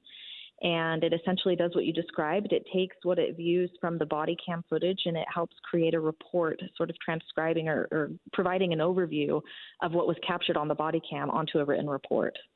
One argument I've heard in favor of AI from police is that they just feel drowned in paperwork. And if this is a way to maybe simplify some of that paperwork, that frees them up to spend more time in the communities. Is that what you've heard? Yeah, that is one of the arguments in favor of using AI in police spaces. But your legislation wouldn't ban it. It would just have to disclose that artificial intelligence was used to generate the report, and then they would have to certify or swear to the fact that there was somebody who reviewed the report, an actual human being, right? Right. They would review it and attest to its accuracy. So does this really save anybody any time if they have to, you know what I mean? Like if the argument for using AI is it frees up officers to get back into the field sooner or back out on patrol or whatever, responding to 911 calls for help, if they are still reviewing it, it doesn't really seem like it saves time. Am I reading that right? Yeah, I've heard of both. I've heard feedback from some Utah officers saying that they do feel like it saves time. I've also seen studies done in other jurisdictions showing it doesn't really save any time at all. I'm agnostic on that point. I just want, if our agencies choose to use the tool, I want that disclosure so that the attorneys handling cases in court have that type of transparency and can manage their cases better and understand how the use of that AI may have implications on the criminal case. Senator Pitcher, you're an attorney, a defense attorney. I believe you've even been a prosecutor, correct? Correct. Does this change at all when you have a report that is generated or assisted by AI? If you go into the courtroom, is it viewed any differently? That is a great question. I think it's a little early to tell. These technologies are still so, they were just introduced and in their very early stages. I haven't yet seen how that's going to play out in court, but I think it poses some really interesting legal questions. What's your main concern about AI in policing? I don't know that I'd necessarily say I'm concerned about AI in policing. I just think that transparency is really important. I mean, any AI system may have its own biases. We just need to know what we're dealing with. If there's a report that was generated with the use of AI, I think attorneys and the accused need to have that information as they work on their defense.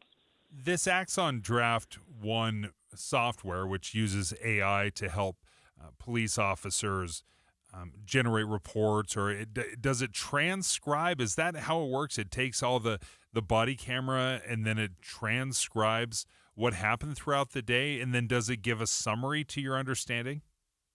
My understanding is that it summarizes what it views as the main points of the interaction and produces a report. So it's not a direct word-for-word transcription. It's a summary. It feels like we are kind of trying to tackle this as it happens, as AI, is presented in different formats and in different areas, whether that's in schools or in policing. It sounds like we're just trying to keep up with it. Does it feel like we're behind or we're on top of it, Senator? Well, the goal is to be on top of it. I was kind of surprised to, once I got up here for the session, find that there were some agencies that have already started exploring the use of AI. But I think overall we are kind of ahead of the ball on this one, and it's received some good support from officers that do use AI, and there are other officers that have told me I choose not to use AI. I think either one is fine. It just, again, I think we need that transparency. Senator Pitcher, thank you for joining us. One of the things that I noticed about AI when I'm using it, tell me if I'm right, Dave, I'm wrong. I mean, I've used Chat GPT. That's AI, right? I have used to some extent, not as much as ChatGPT, and I've used ChatGPT just to figure out like my grocery list. Yeah. Just so you know, like my personal grocery list. I've used Gemini with Google. Now, I have not done anything more than, this is only my anecdotal experience. I haven't gone down the rabbit hole of trying to figure out how often they get the answer right or wrong. But there are times when I feel like I'm given information that is off base from what I thought the answer would be. And so I'll have to go to, Google and actually Google things myself just to confirm whether the information is right or wrong. You know so much more about technology than I do. Does it feel like we still should be double checking the work Yes, of AI? oh, absolutely. Okay. No, every time I use AI, and this is one of my favorite things about AI, is it does give references. So when it makes a statement, it will have a little link to what that resource is. Now, there's times when you'll look at the resource and it's a highly credible resource.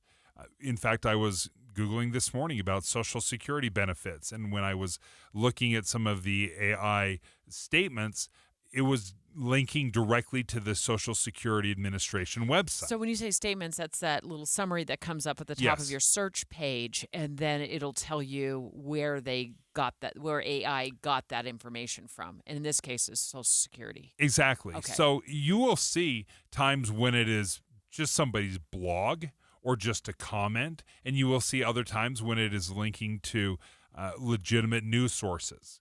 So I think it's very important to make sure that we double check our work, that we make sure that we're totally understanding this.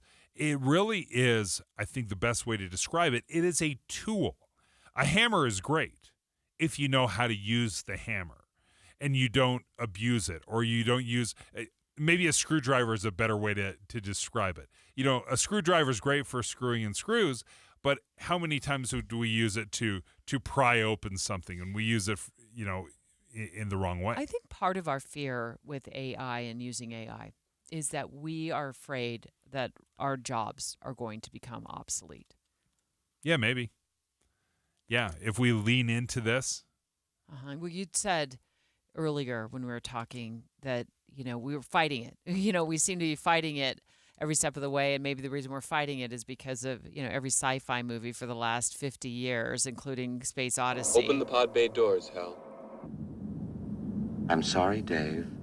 I'm afraid I can't do that.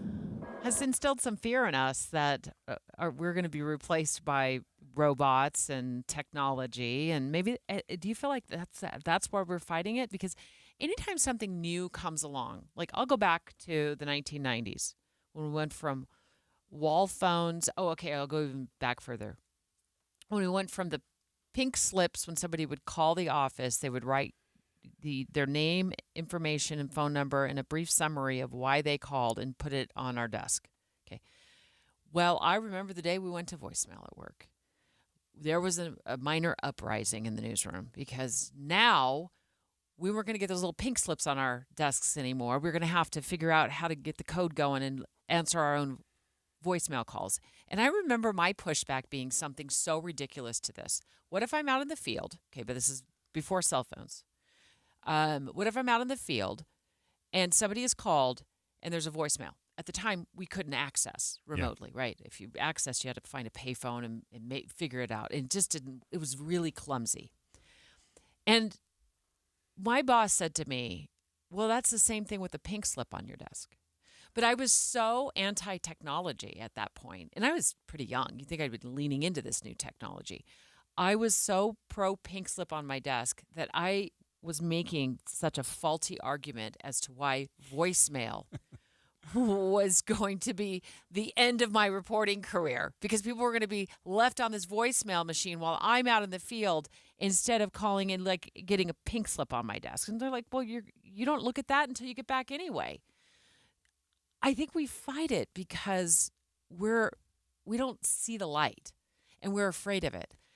There's a lot of AI that's popping up. In fact, I've seen some AI job opportunities for voice work. Oh, really? Where you go and train AI. Now, many years ago, I used to do a lot more voice work independently of my news career. And I was like, how do I feel about that?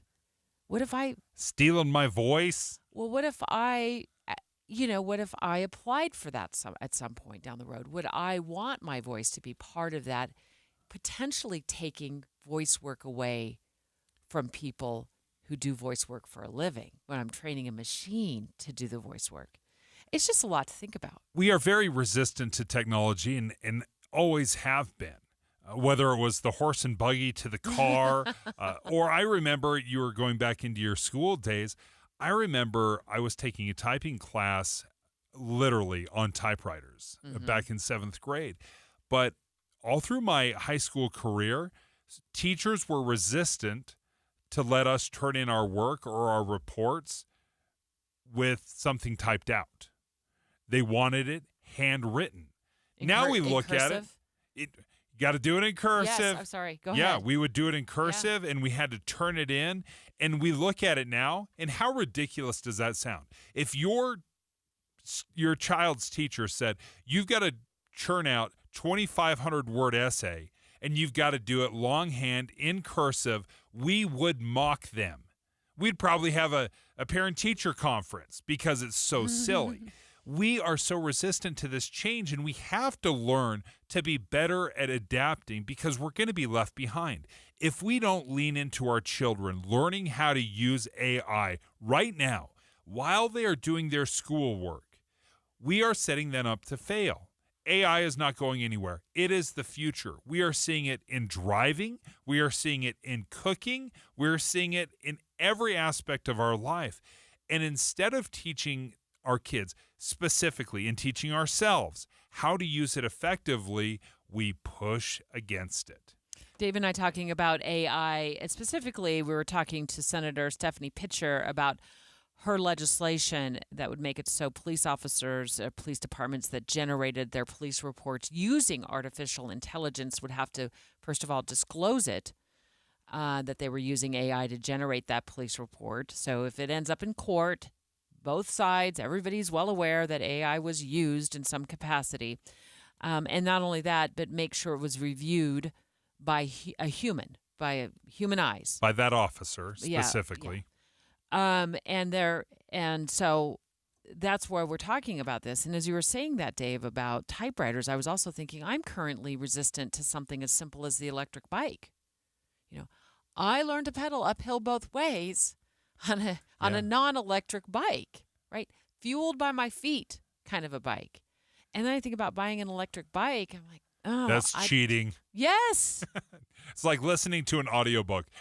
That's cheating. Yes, I'm that's listening not really to an audiobook reading. right now, and I was thinking about our discussion from a few weeks ago, and I was laughing about how we were arguing as to whether listening to an audiobook is considered reading. Can you say you really read the book, or do you have to admit you listened to the book? Dave's like, I just say I read the book. I'm like, I say I listened to the book.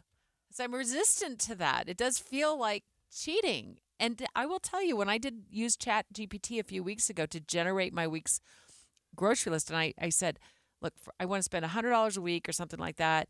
I need protein. I need some carbs and fruits and veggies, and go. And it generated out this list and gave me the recipes, too, of how I could spend $100 a week on what food and where to buy it and that kind of thing. I felt like I was cheating because I've spent decades handwriting my grocery list, shopping the ads for coupons to see if I'm getting the best savings, and that thing spit that out in like 30 seconds. And specifically when we're looking at this, AI being used to generate police reports, if it gets cops back out on their beat, if it gets them on the streets where they're actually doing police work and not just grinding out paperwork after paperwork, then I love this. And if it's good enough for the police, then it's probably good enough for us as well. Straight ahead, a new study showing you've got a favorite kid. Okay, so let's deal with it. I'm going to tell you how you can recognize it and hide it from your other children who aren't the favorites. That conversation next. It's a week of snowy weather ahead, and that can mean a slower drive when you're heading to work or on your way home. We try to make this easy. Get the latest traffic report and updated weather, one after the other. That's traffic and weather together every 10 minutes on the 9s, mornings and afternoons on KSL News Radio. One of the things I love about Advanced Garage Doors is their 24/7 same-day service. They have certified technicians. When you have a problem with your garage door, you need help today. Yeah, and they've got this lifetime warranty on all residential doors and parts. So you get the peace of mind knowing that your garage door is always protected as long as you follow the recommendations. I think my kids love the garage door more than they love me because they are constantly using it. They don't even use the front door, which is why it is so great to have one of these advanced garage door installations. They use 200,000 cycle rollers. 200,000 cycle rollers. That's like a week's worth at my house. Any garage door or motor that's installed by Advanced Garage Doors includes a free inspection and tune-up once a year. Financing is available. You can design your dream garage door on their website and just imagine what a new garage door and how it can transform the look of your home. Go ahead and check it out. Go to advanced-door.com. That's the website, advanced-door.com. Or give them a call. Love to hear from you. 801-989-3667. Again, 801-989-DOOR. Salt Lake Community College doesn't just support students. We support the economy. At Intermountain Health, we've had a partnership with Salt Lake Community College for over 22 years. The Salt Lake Community College graduates bring to us a sense of joy and excitement about the future, which infuses into our culture. My name is Amy Christensen. I'm the chief nurse at Intermountain Health for Utah and Idaho, and I oversee all the nursing services. SLCC is invested in creating a strong workforce for a strong Utah. See our impact at slcc.edu/community. Attention homeowners, it's Freeburary at Yes Air Conditioning, Heating, Plumbing, and Electric. Get a free furnace and smart thermostat with the purchase of select new cooling systems. That's right, purchase a new system from the pros at Yes and get a furnace and smart thermostat absolutely free. We offer expert technicians, flexible payment options, and our exceptional service guarantee, ensuring your peace of mind. Request your complimentary consultation from Yes today. Call now or visit theyesmancan.com for details, terms, and conditions. Paid for by government. Now is the time to fill your vault with Morgan Silver Bars. Grab your piece of America's silver legacy with this special offer. These spectacular shining silver bars featuring a crisp image of the iconic Morgan Silver Dollar, a legendary coin that has captivated collectors for generations. Call now to secure 1-ounce silver bars minted in 99.9% pure silver and made in the USA. Don't miss out on this special deal. Regularly priced at $49.95, but for a limited time, only $39.95. Save $10 per silver bar. Limit of 25 bars per customer. The more you buy, the more you save. Up to $250 in savings and free shipping on every order. Plus, with qualifying orders, you'll receive a free Morgan Silver Dollar. That's a $59.95 value free. Call 1-800-937-4707 now to secure your 1-ounce Morgan Silver Bars for only $39.95. That's 1-800-937-4707. When you crash your car, you get it fixed. When your computer crashes, you get a new one. But what will you do if you've been saving in a 401k or an IRA and the market crashes? If you're in your 30s or 40s, you'll be just fine. But if you're in or near retirement, you could be in trouble. Mike Stevens and his team at Capital Wealth Advisors are here to help. They can run a risk analysis to see if you're too heavily invested in the market. Don't let the ups and downs of Wall Street control you or your retirement dreams. Call 801-210-5500 today to schedule your risk analysis with Mike Stevens and the team at Capital Wealth Advisors. That's 801-210-5500. Crashes happen. Question is, are you ready? Capital Wealth Advisors, 801-210-5500. Investing involves risk, including the potential loss of principal. Advisory services offered through Capital Wealth Advisors, LLC, a state of Utah registered investment advisor. Jeff Kaplan. When I was a kid, my parents got me a subscription to Newsweek magazine. I would devour every page into the night. And to this day, I sit on my iPad looking for stories for my Minute of News, flesh out our coverage, and I get to share the news with you. Jeff Kaplan's Afternoon News, 3 to 7 on KSL News Radio. 10:30 at KSL News Radio. I'm Andy Farnsworth. KSL's top local story this hour. We now know who's on the committee that'll be organizing the 2034 Winter Olympics here in Utah. The head of the organizing committee, fittingly enough, is Fraser Bullock, who served as the president and CEO of Utah's bid committee that pushed to get the games back to Salt Lake City. He will serve as the executive chair and president. Former Utah House Speaker Brad Wilson will serve as the committee CEO and vice chair. And Steve Starks, former Utah Jazz president and current CEO of the Larry H. Miller Company, will also serve as a vice chair. Other members of the committee include Utah resident and Olympian Lindsey Vaughn, as well as Utah Jazz and Utah Hockey Club owner Ryan Smith. Governor Spencer Cox and Salt Lake City Mayor Aaron Mendenhall were named honorary chairs. Adam Small, KSL News Radio. Anyone traveling through a specific part of West Temple will need to take an alternate route.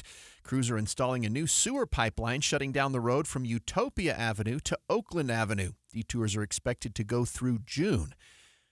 Our top national story this hour from ABC News. Senate Judiciary Committee Chairman Chuck Grassley sounded the alarm in today's hearing on Child Safety Online, saying predators are using AI software to manipulate images of children online. Even though technology brings amazing opportunities for education and growth, it also opens doors to new dangers that we must confront.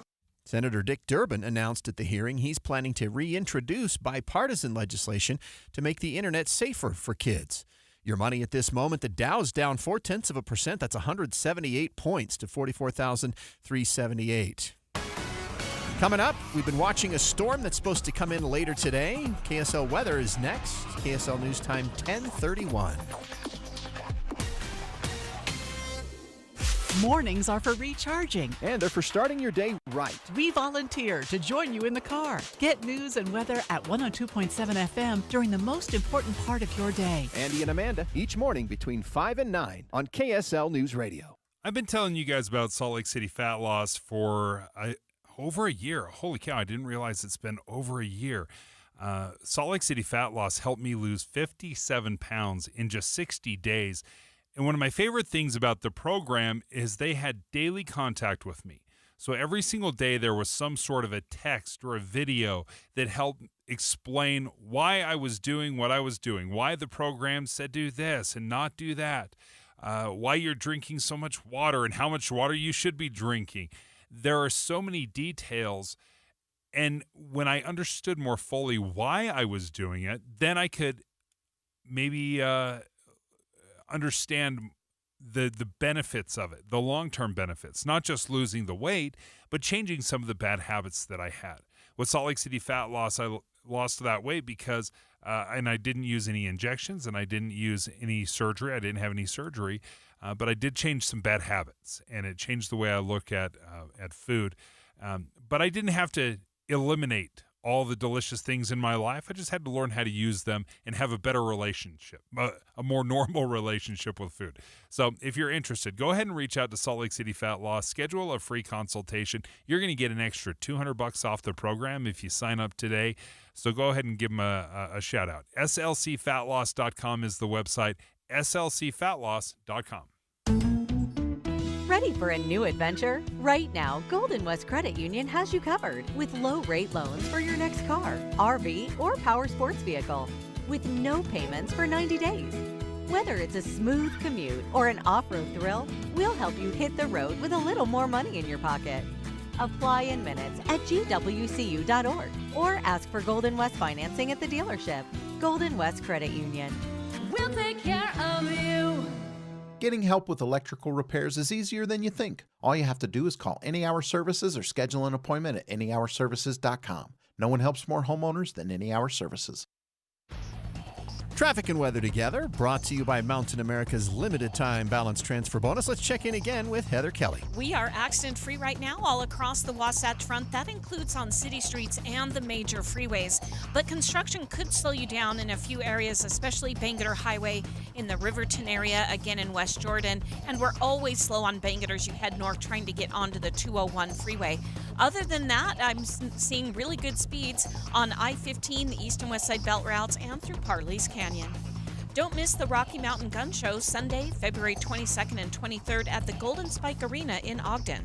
Get 500 rounds of 9mm ammo for just $95. Heather Kelly in the KSL Traffic Center.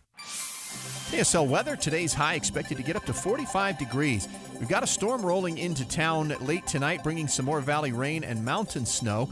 That storm will carry over into Thursday morning. As far as right now, temperatures, Salt Lake, it's 39 degrees, 36 in Ogden and Provo, and mostly cloudy. I'm Andy Farnsworth from the KSL Common Spirit Health Studios. Listen online at kslnewsradio.com. We're Utah's news, traffic, and weather station. Dave and Dujanovic, your morning companions for talk, analysis, and key perspectives on Utah's biggest stories on KSL News Radio. Listen to this headline. You've got a favorite child. Deal with it. This is how you can hide it from your children. Okay, your other children. Or maybe all your children. I don't know. I like to tell my favorite that he's my favorite. We're going to take your live calls as well. We haven't heard from you yet today, so we're going to open up the phone lines. Like, do you have a favorite child, and how do you deal with it? This is in the Washington Post, but we're going to talk about it right here, Dave. Do you? Okay, so this is my favorite question to ask people because it makes them so profoundly uncomfortable. I think it just makes me laugh. Like, and I'm always doing it when the kids are like right there with the parents. I'll be like, all right, which one's your favorite? So because it's so fun to see how that's such a dad thing to do. It is such a dad thing to do. It's great. It's hilarious. But I think we need to look at it, and I guess I'm a little bit surprised that the research has shown, and this came from a professor at BYU who helped conduct this research, that parents, whether they want to admit it or not, really do have a favorite child. And I'm still not sure I believe it. I think that parents have elements, from every child that they like best. Like, I could go through every one of my kids and say, I like this best about you. I like this best about you. I like this best about you. And this is where we connect. But there also is some reality here. Sometimes our personalities, what our kids grow up to be, there's just a personality conflict. And it doesn't mean they're wrong or I'm right. It's just a personality conflict that maybe doesn't allow us to be besties. You are way overthinking this, my friend. I mean, I'm listening to you talk. I'm like, a little bit from here and this, a little bit from that, a little bit that, and then personality. Well, maybe not overthinking it, but you're at like a different level of thinking with this than I am. Mine can ebb and flow based on the time of day. Yeah. Like, I got a happy Valentine's Day text from my oldest daughter. I'm like, you're the favorite right now. You're the best. And then last night, my youngest daughter helped me and actually led the charge around the house to clean out some closets. Well, guess who's the favorite today? Closet cleaner. The closet cleaner's top of the list. 100%. Yeah. So, I mean, that's how my mind thinks. But actually, I have over the years been accused of having a favorite child, and that's my son, which is counter to what this research shows, because the research shows usually, maybe not always, but usually it's daughters who tend to be favored by both moms and dads. Yeah, but I think both of my girls would say it's their brother that is the favorite child. And I can't say they'd be wrong. I wouldn't argue with them on that. I love that you're so open about this. The study did find that gender, birth order, and then the child's temperament. Yeah, he's can play super into this. easy breezy, Yeah. easy going, always has been. Just really loving, helpful. Maybe that's because he's a middle child too. I don't know what that plays into it at all. But also, like, when you have two daughters and then you have a son, it's like, oh, well, I mean, it is hard. It can be hard Survival to manage. of the fittest, It buddy. can be hard to manage teenage girls, right? And I guess it could be hard for some to manage teenage boys too, but it can be hard to manage teenage girls. So you're going to shine. See, my family's You're gonna reverse. shine. My daughter is the middle child, Oh, yeah. surrounded by brothers. Okay. Right? So it's the reverse. So you haven't admitted if you have a favorite child. I have a favorite child, whoever I'm thinking about in the moment. Really? Yeah. I look at it and I think, I don't know if I could boil it down, but I do. When I'm thinking about a child, I'm typically thinking about something fun about them. So there are some questions, though, I think. I'm still resistant. I'm still resistant because I'm afraid that any one of my 4 children are going to hear this podcast and hear me admit, all right, this one's my favorite, right? That terrifies me. Is a favorite not in fun? You think they'll take it seriously? No, I absolutely do. Okay. Yeah, and that's where we try to have fun with it. But if we were genuinely serious as parents, I think that would really hurt the children's feelings. So what the research says is if a child tells you, you don't get mad at them because they're your favorite, instead of just saying, no, we don't have favorite, the better answer would be, or the better question would be, okay, well, how? How do we treat them differently? And then the child will say something along the lines of, well, every time he does something annoying, you tell me to just ignore him. That drives me crazy. And then you get mad at me when I do something annoying. So parents, are we asking, or are we just becoming immediately defensive? Are we becoming defensive anytime our kid's like, he's your favorite child? Or are we asking, okay, well, what makes you say that? I have a little bit of a life hack for this because I would be called out on the carpet, for favoritism. Every parent gets called out, right? I mean, I think that's just how kids, they try to figure out where their place is in your heart. It's like, well, you're in my heart always, never. I'm never not thinking of you. That's what I tell my kids. But here's my hack. Oh, they're all different ages. I mean, right? Unless you have twins, but this works for us because we had one. They're all like a year and a half, 2 years apart. So I'd say, oh, you are my favorite 12-year-old. Yes, I pulled that one in for the sure. whole world. Yeah, and if you're one of my top 3 favorite sons. Oh, you're my favorite 12-year-old boy in the whole wide world. You're my favorite 12-year-old son. You're my favorite 7-year-old daughter in the whole wide world. It's just, I think it's about making them feel special in the moment, especially when you're one-on-one with them. Because I think there can be some sibling competition for a parent's love, whether, they want to admit it or they're going to tell you there is. I think there's going to naturally be some of that built in. But I think it's about making them feel special in the moment, giving them that hug and saying, I'm proud of you. I'm so thrilled with what you did. You're so amazing at what you do, or I really appreciate your help. And then giving them the spotlight for the moment, and they'll always feel like they're your favorite. Researchers said, instead of becoming immediately defensive, if we're talking about favorite children, ask yourself these questions. Do you spend more time with one child over the other? Is there a child who typically receives more affection, more financial investment, more help with homework? When you start asking yourself the deeper question instead of immediately becoming defensive, then I think we can start breaking down a little bit more why one child might feel like we're favoring another. Like there's some kids, some children that have been a lot of work when it comes to homework. They need a lot of hand-holding. They need a lot of help writing their book report.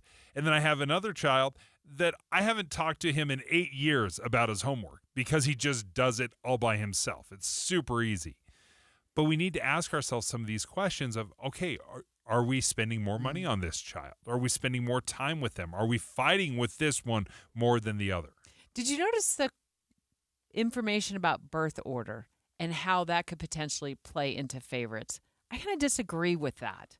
I disagree with what they found. Let's talk about that straight ahead. How does birth order play into picking a favorite child? And also take your live calls, 801-575-TALK. Do you have a favorite child, and how do you deal with it? Your live calls next. Whether you're a day person or a night person, Beatty, Nevada has something for you. During the day, visit the ghost town of Rhyolite or the Goldwell Open Air Museum, where you'll find modern art meets nature in the desert. For the outdoor adventurer, Beatty has hundreds of miles of hiking, biking, and trails to explore. Discover old mine and mill sites, petroglyphs, and more.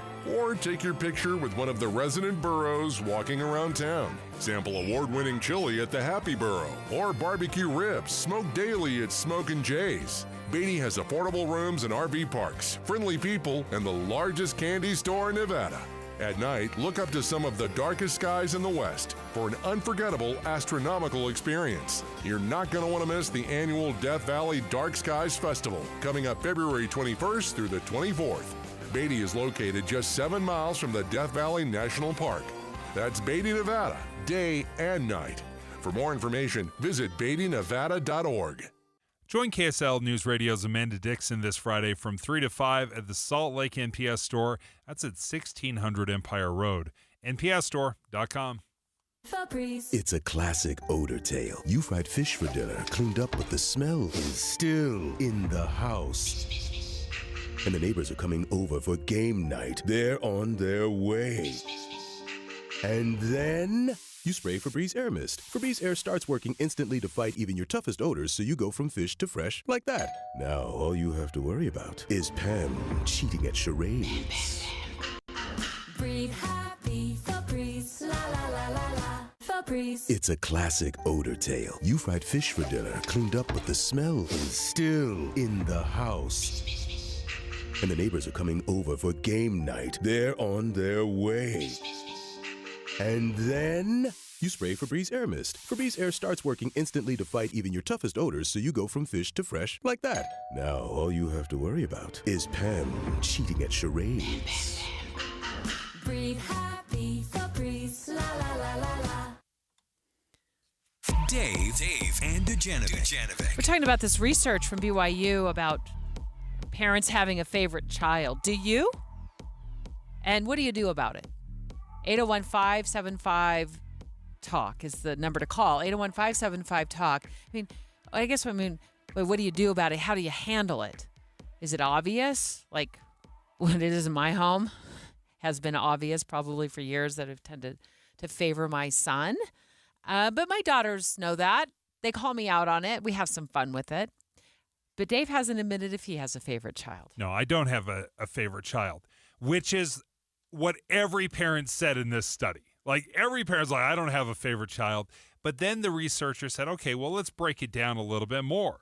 Do you spend more time with the child? Do you spend more time? Do you spend more money? Do you help them with homework? Break it down more granularly to help determine whether or not you have a favorite child. And there's some children that I've spent more time with homework or helped them out more financially, spent more time with. But I guess I look at it as every single child has different needs. There's some children that I would try to help with homework and they're like, leave me alone. I don't need your help. Others are like, Dad, I need some help. I've got to write 2,000 words by the end of the night. And I got to help them out. Hi, Carl. You have 7 kids. I have 7 children. They're all so different. It's crazy. So do you have one? Do you have one that's favorite?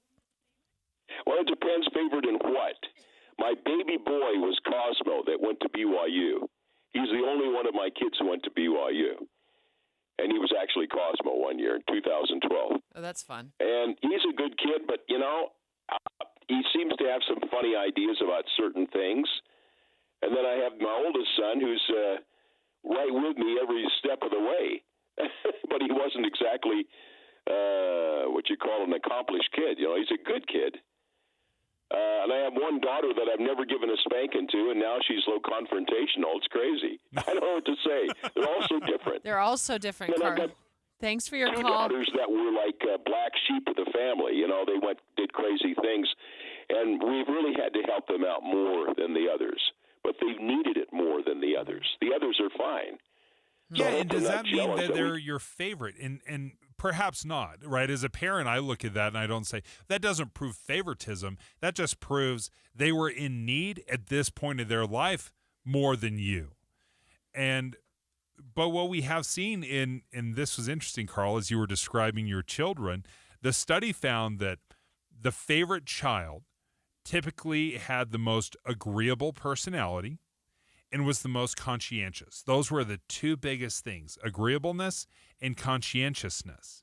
If you had those 2 traits, you tend to shoot up to the top of the list of most favorite child status. So the study also found that being an older child, you're given more freedom and more autonomy. So being the older child. This is where I beg to differ. Because I was an oldest child. I feel like older children break in the parents. We're the first ones through the wall, and getting through that wall isn't easy. We might be able to stay out till 10 p.m., and our siblings are allowed to be out till 11. Like, how is that fair? That's how it was for me. I'm going to ask my kids, my oldest, did you feel like you had to break ground with mom and dad, and did you pave the way for your younger sister, who's the youngest? Like, these are things that you noticed that we did where we allowed her to have more leeway that you had to answer for all the time. What do you think about it with your family? Yeah, I think with the oldest, I was way more wound tight. I was wound tight as an 8-day clock, right? With my first one. By the last one, like, I have total, I'm so chill. I let him get away with, anything just because I don't know whether it's because I'm more mature or because I'm more lazy. You're more relaxed. Right? I also But think I'm there's a way wear more down. relaxed. There's a little bit of a wear down, for right? sure. Your kids now are trying to keep up with 3 or 4 kids. So you talked about being wound tight as an 8-day clock with your oldest. It sparked a memory of mine. And when we brought our first child home from the hospital, we boiled all the bottles. Yes. Okay. We boiled all the bottles. Every time the binky dropped, we boiled the binky. you throw it away. Or we threw it away. Yep. We boiled the binky. By the time the last one arrived, can they drink 5-second rule. Can they drink Put the it right formula back. from the soda can, directly from the soda can? We're getting some texts at 57500. Dave, I'm having a hard time seeing the text on my computer here. Perhaps you can read those out loud for No, I me. love this Can one. you do this? I tell each one of my children that they're my favorite, but keep it a secret. Yes. Some subterfuge. Yeah. My favorite child changes day to day. I definitely let which kid know that they aren't my favorite that day. Oh, yeah, I totally do that. Do you give them the look? No. Yeah, if they do something wrong, I'm like, you drop down to dead last. Just so you know. I let them know when they're dead last. I don't let them know when they're first, but I let them know when they're last. Parents don't have to say which one of their kids is their favorite, but actions speak louder than words. Or actions speak 1,000 words. Okay, so that's crucial, and I think that's what this research is telling us, is that parents do, whether they want to admit it or not, they do have a favorite child. They're typically the most agreeable and conscientious child. So what I think is important is to just not deny that we have favorite children, but we have to make sure that we're not favoring them, that we're not giving them more than is fair. We want to be incredibly fair with our children. That is, I think, at the very top of the list. We want to make sure we're fair. Yeah, this text says, the unfortunate thing is I did not cause issues like my 3 other siblings, therefore received the least amount of attention. I think that is an excellent point, is that a well-behaved child, because they're so well-behaved, their parents think they're on autopilot, so they don't need to pay attention to them. I actually had this discussion with my husband at one point. He had it with me. He's like, sometimes we can be on autopilot with 1 or 2 of our kids because it's the other one we're trying to pay attention to, right? Like pushing water uphill, right? We're just in the mode of just dealing with that one child. And are we therefore not paying enough attention to the other child or the other kids that aren't acting out or are not in a situation where they need our attention? I think that's a great point. I think it's something that I know I try to pay better attention to it. I think we need to pay attention to that as kids. Are we not paying enough attention to those kids that are just good kids because they're good kids and they're agreeable? We don't need to worry about them. They're on autopilot when it comes to their homework. They get to school on time. When they go to school, when they say they're going to school, they're actually in school. They're not somewhere else. And by default, they still need our attention, right? And our recognition. And that's why I think it's so important to not just dismiss these findings in this study as, no, I don't have a favorite. We need to look at it seriously. And just because somebody is not as needy as another child, are we still giving them attention? Are we still being fair about it? And are we having frank discussions with them? Hey, I was a coach for my daughter's softball team for a number of years. So I had to talk to my kids. Hey, this is a lot of time and effort that we're spending. This is something that me and Aubrey have together. What is something that you and I can have together? What can be our special thing? And admitting it wouldn't have done any good for me to tell the kids, hey, we're not spending a lot of time on softball, Because, to your point, actions speak louder than words. Obviously, we're spending a lot of time in softball. So let's not just begrudge that against the sister. Let's find something that you and I can do that'll be our special thing. And I think that's great. So the conversation is great. The study is very interesting. We found it in the Washington Post. You probably have a favorite child, is what the headline says. What are you going to do about it now? It's a week of snowy weather ahead, and that can mean a slower drive when you're heading to work or on your way home. We try to make this easy. Get the latest traffic report and updated weather, one after the other. That's traffic and weather together every 10 minutes on the 9s, mornings and afternoons on KSL News Radio. Mountain Home Services is a great company. It's a great company because it took a couple of really well-established companies here in Utah, Mountain Air and Master Electrical Service, and they brought them together with all this expertise to create Mountain Home Services. And you've known Master Electrical Service. They've been in the Valley since like 1954. They've been here a long time. They're your trusted source for all your electrical needs. Now you need them for your EV chargers, right? Or your generator that you've been putting off buying. Maybe it's a new gas fireplace. Heating and air, plumbing, there's so many things that are needed in your home. You don't want to make 1,000 different phone calls. Just give Mountain Home Services a call. They can take care of all these needs. And they've got that upfront pricing guarantee that Dave and I have been talking about for quite a while now, which means no hidden fees. The quote they give you when they start the job is the price you pay when the job is done. Yeah, they're the company that we trust, and so can you. Reach out to Mountain Home Services by going to their website, mountainhomeservices.com. That's mountainhomeservices.com. Or give them a call, 801-543-2222. Again, 801-543-2222. Most RV dealers are already calling it quits on show season pricing, but at Bish's, we're just getting warmed up. We've extended better than show pricing now through Saturday at Bish's RV of Salt Lake and American Fork. We're bringing you one more week of better than show pricing on our entire new and used inventory, not just a few select models. And we're not talking about just one lot of epic offers. Get better than show pricing at both Salt Lake and American Fork locations. Find pricing starting as low as $139 per month on approved credit and make 0 payments until May OAC. Plus, all remaining new 2024s are on clearance. You'll also get a free 1-year RV Fix membership with every RV purchase. Your fast track to RV service repairs. And Bish's is the only place to shop the full line of Wayfinder RVs. Start shopping the best deals now at Bish's.com/Utah RVs during the extended Better Than Show pricing sale. Now through Saturday at Bish's RV in Salt Lake and American Fork, where memories begin. OAC based on 20% down, 8.99% APR for 180 months. Numbers 84832, 84308. Subject to prior sale. See dealer for details. Deal number 822B426. If you're ready to buy a home or sell a home and you're worried about the current real estate market because of what you've heard from some of your friends or family, well, we're here to tell you that you really shouldn't be worried because now is a great time to buy and sell with our friends at the Stern Team, powered by Almada Real Estate. And here's why. Buyers have more options due to increased inventory, which gives them the power to negotiate for repairs, interest rate buy-downs, and closing cost assistance. While at the same time, sellers are still getting top dollar for their homes, with home values that are higher today than ever before.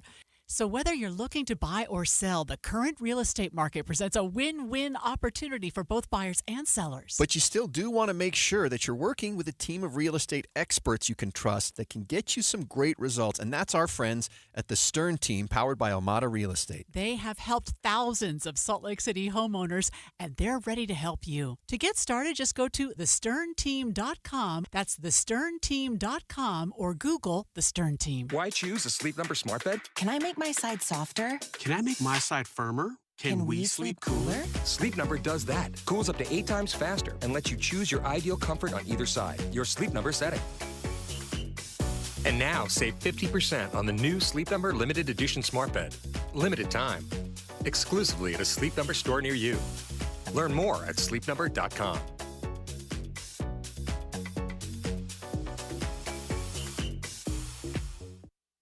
Oh, could this vintage store be any cuter? Right? And the best part? They accept Discover. Accept Discover?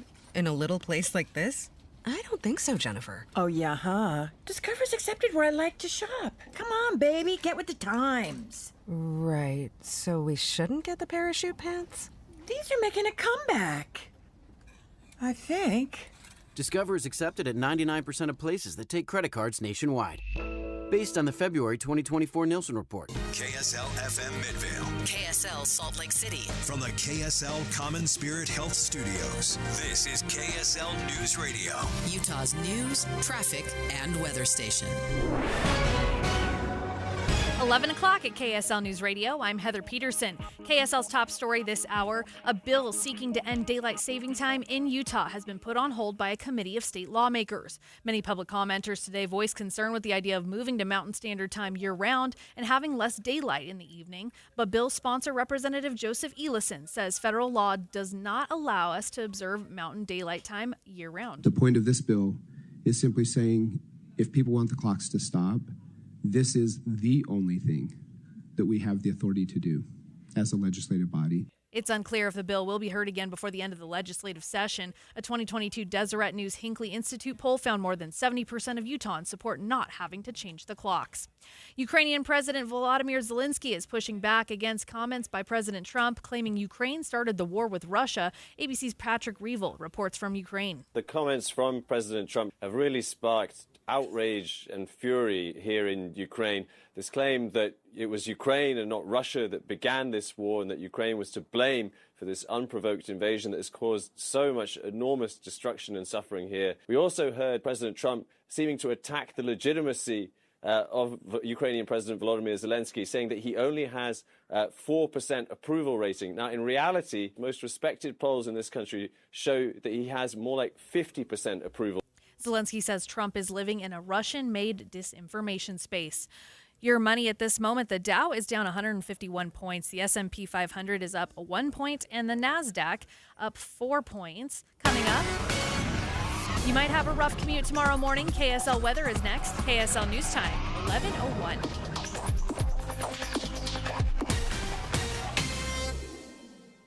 A reminder about the simplest way to get updated for your day. Hit your KSL preset when you jump in the car, and we'll take care of the rest. Hear key news updates and traffic reports. Andy and Amanda from 5 to 9 in your car. KSL News Radio at 102.7 FM. The system is rigged against you. There's a lot of money to be made keeping you overweight and unhealthy. At Soda Weight Loss, we have one goal, and that's to help you let go of the weight for good, without shots, without drugs, without hunger. So I lost 25 pounds. I was never hungry. It was very, very easy. I couldn't believe how fast the weight came off. With Soda Weight Loss, you get real results that will last your whole life. I am down 26 pounds in 3 weeks. Feels great. I fit into my clothes again. Soda Weight Loss is the #1 weight loss center in America for client satisfaction and results, and we have the proof at sodaweightloss.com. Right now, for a limited time, 2 people can start with soda for the price of 1. For new clients only. Double the reward, double the motivation, half the cost. Get healthy. Beat the system. Visit sodaweightloss.com. That's SOTA weightloss.com. Soda Weight Loss is, say it with me, state of the art. Attention! If you owe money to the IRS, this is an urgent message. The IRS is cracking down by sending out collection letters, garnishing paychecks, seizing bank accounts, and putting liens on homes and businesses. They call it enforced compliance, and you better watch out because penalties and interest on unpaid taxes compound daily, making it even harder to get out of debt. Don't let tax debt destroy your life. You need to call Optima Tax Relief, America's #1 tax resolution firm. They're experts in taxpayer assistance programs that can save you thousands if you qualify. A+ rated by the Better Business Bureau, Optima's resolved over $1 billion of tax debt for their clients. Let them fight on your behalf, helping to put your tax problems to rest. Call the tax professionals at Optima now for a free consultation. Call 800-343-6460. 800-343-6460. 800-343-6460. Optima Tax Relief.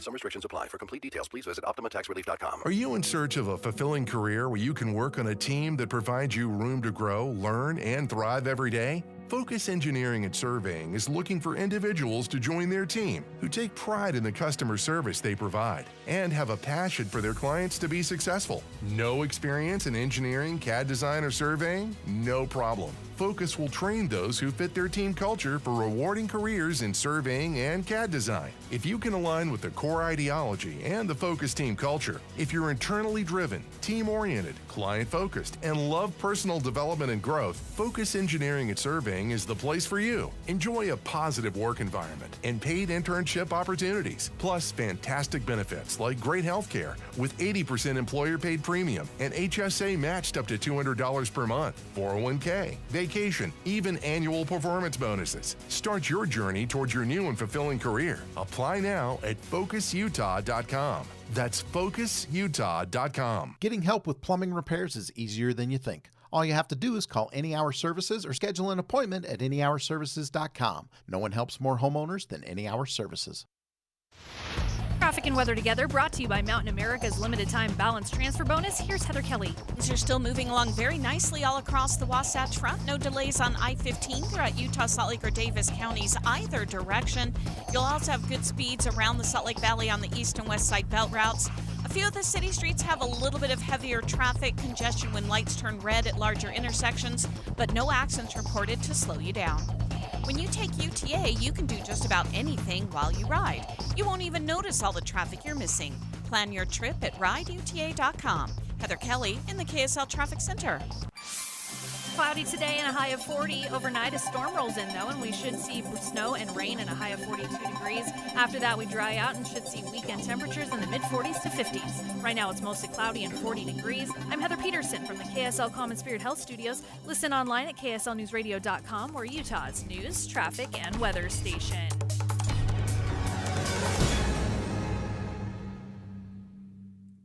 Dave and Dujanovic, your morning companions for talk, analysis, and key perspectives on Utah's biggest stories on KSL News Radio. Dave and Dujanovic, special coverage of the top national story.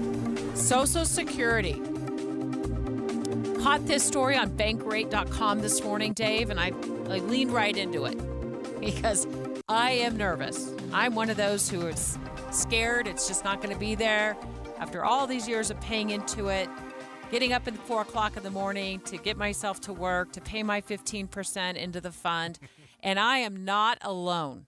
81% of Gen Xers say they're worried about the fact that it won't be around when it's their time to collect. How do you feel about it? No way. I'm not. This concerns me 0.0%.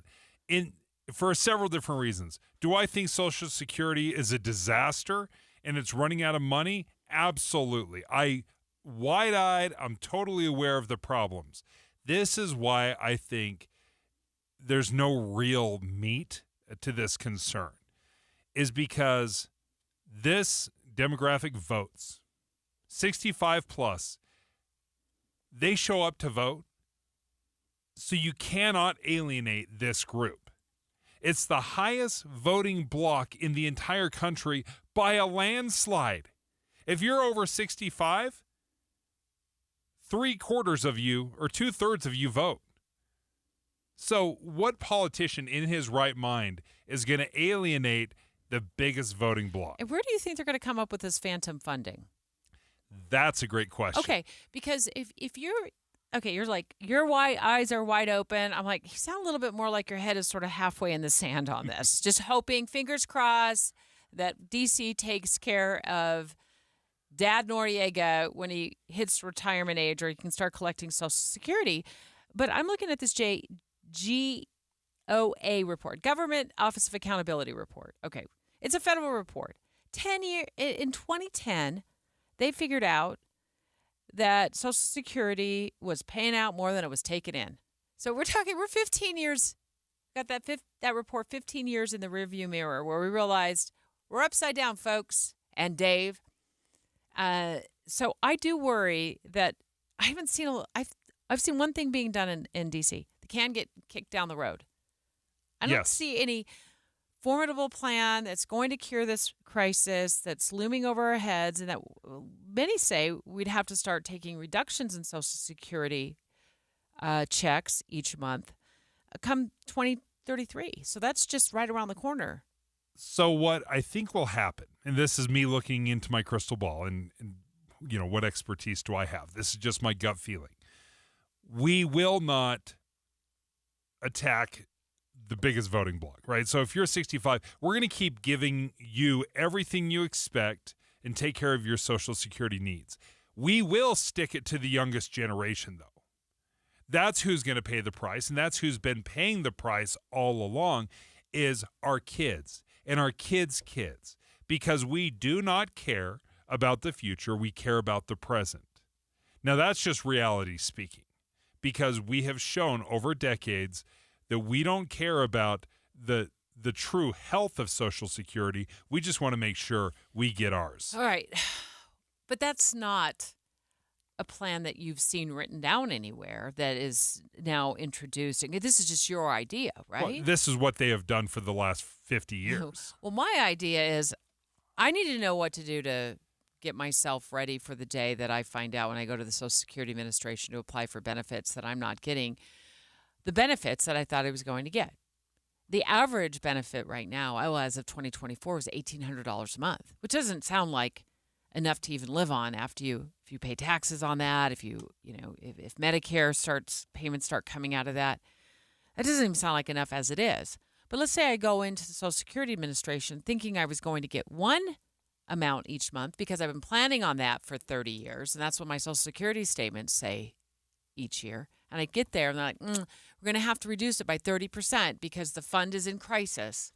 It's a problem, so you're going to take a 30% cut. Well, now I'm down to $1,300 a month. So what can I do now, right now, today, to take ownership of this looming crisis? To look in the mirror and say, I can't count on Congress. I don't know if I can count on the Oval Office year after year after year. I don't know if I can count on the folks in D.C. to deal with this. I have to rely on one person only. I am the CEO of my life. How do I deal with this today? Shane Stewart, certified financial planner with DMBA, on the line with us right now. Shane, I always hear the advice, put more in my 401k. Well, I do that year after year. I'm squeezing as much as I can out of that lemon and putting it into my 401k. Is there any other option out there? I hear about a Roth. I hear about an IRA. I have an IRA. What are some other things that we should be leaning into in your view if Social Security doesn't get fixed? Yeah, absolutely. And I think one of the things that you just mentioned is really an important perspective. Remember that Social Security was instituted in 1935 during the Depression as kind of a safety net for those that were really, truly desolate, had nothing going on. So for most people, Social Security should just be part of the equation. It should be maybe 20 to 25% of everything that you're doing. So to your point, keep doing the saving, put in if your employer has a 401k, those kinds of things. But there's another twist to this, and it's the other side of the coin when it comes to your money, and it's getting out of or staying out of debt. If you go into retirement with a significant amount of debt, it's going to be harder to make that Social Security, let alone your 401k or IRA dollar, go even further. And so one thing that most people can do right now is try to limit their debt, try to eliminate it by the time they get there to use their Social Security. Shane, I kind of chuckle when I saw this stat. 81% of Gen X, which is Debbie and I, 81% say, I don't think it's going to be around when I'm around. You know, when I get to retirement age. I've been hearing this for decades. My baby boomer parents were saying the exact same thing. So what do you make of the hand wringing? Yeah, well, I think we should be concerned, but not for the reason that Debbie says, but for the reason that Dave says. And what I mean by that is we should be concerned that they're doing nothing about it. There is a solution, and in fact, to your point, Dave, there was we were in this position once before, set to run out of money by the year 1990. And in 1981, then someone that no one really knew, Alan Greenspan, who became the chair of the Fed, he chaired a committee, a bipartisan, if you can believe, committee to address the Social Security issue. And what they did is they extended the full retirement age from 65 to 67. So us baby boomers, our full retirement age is 67.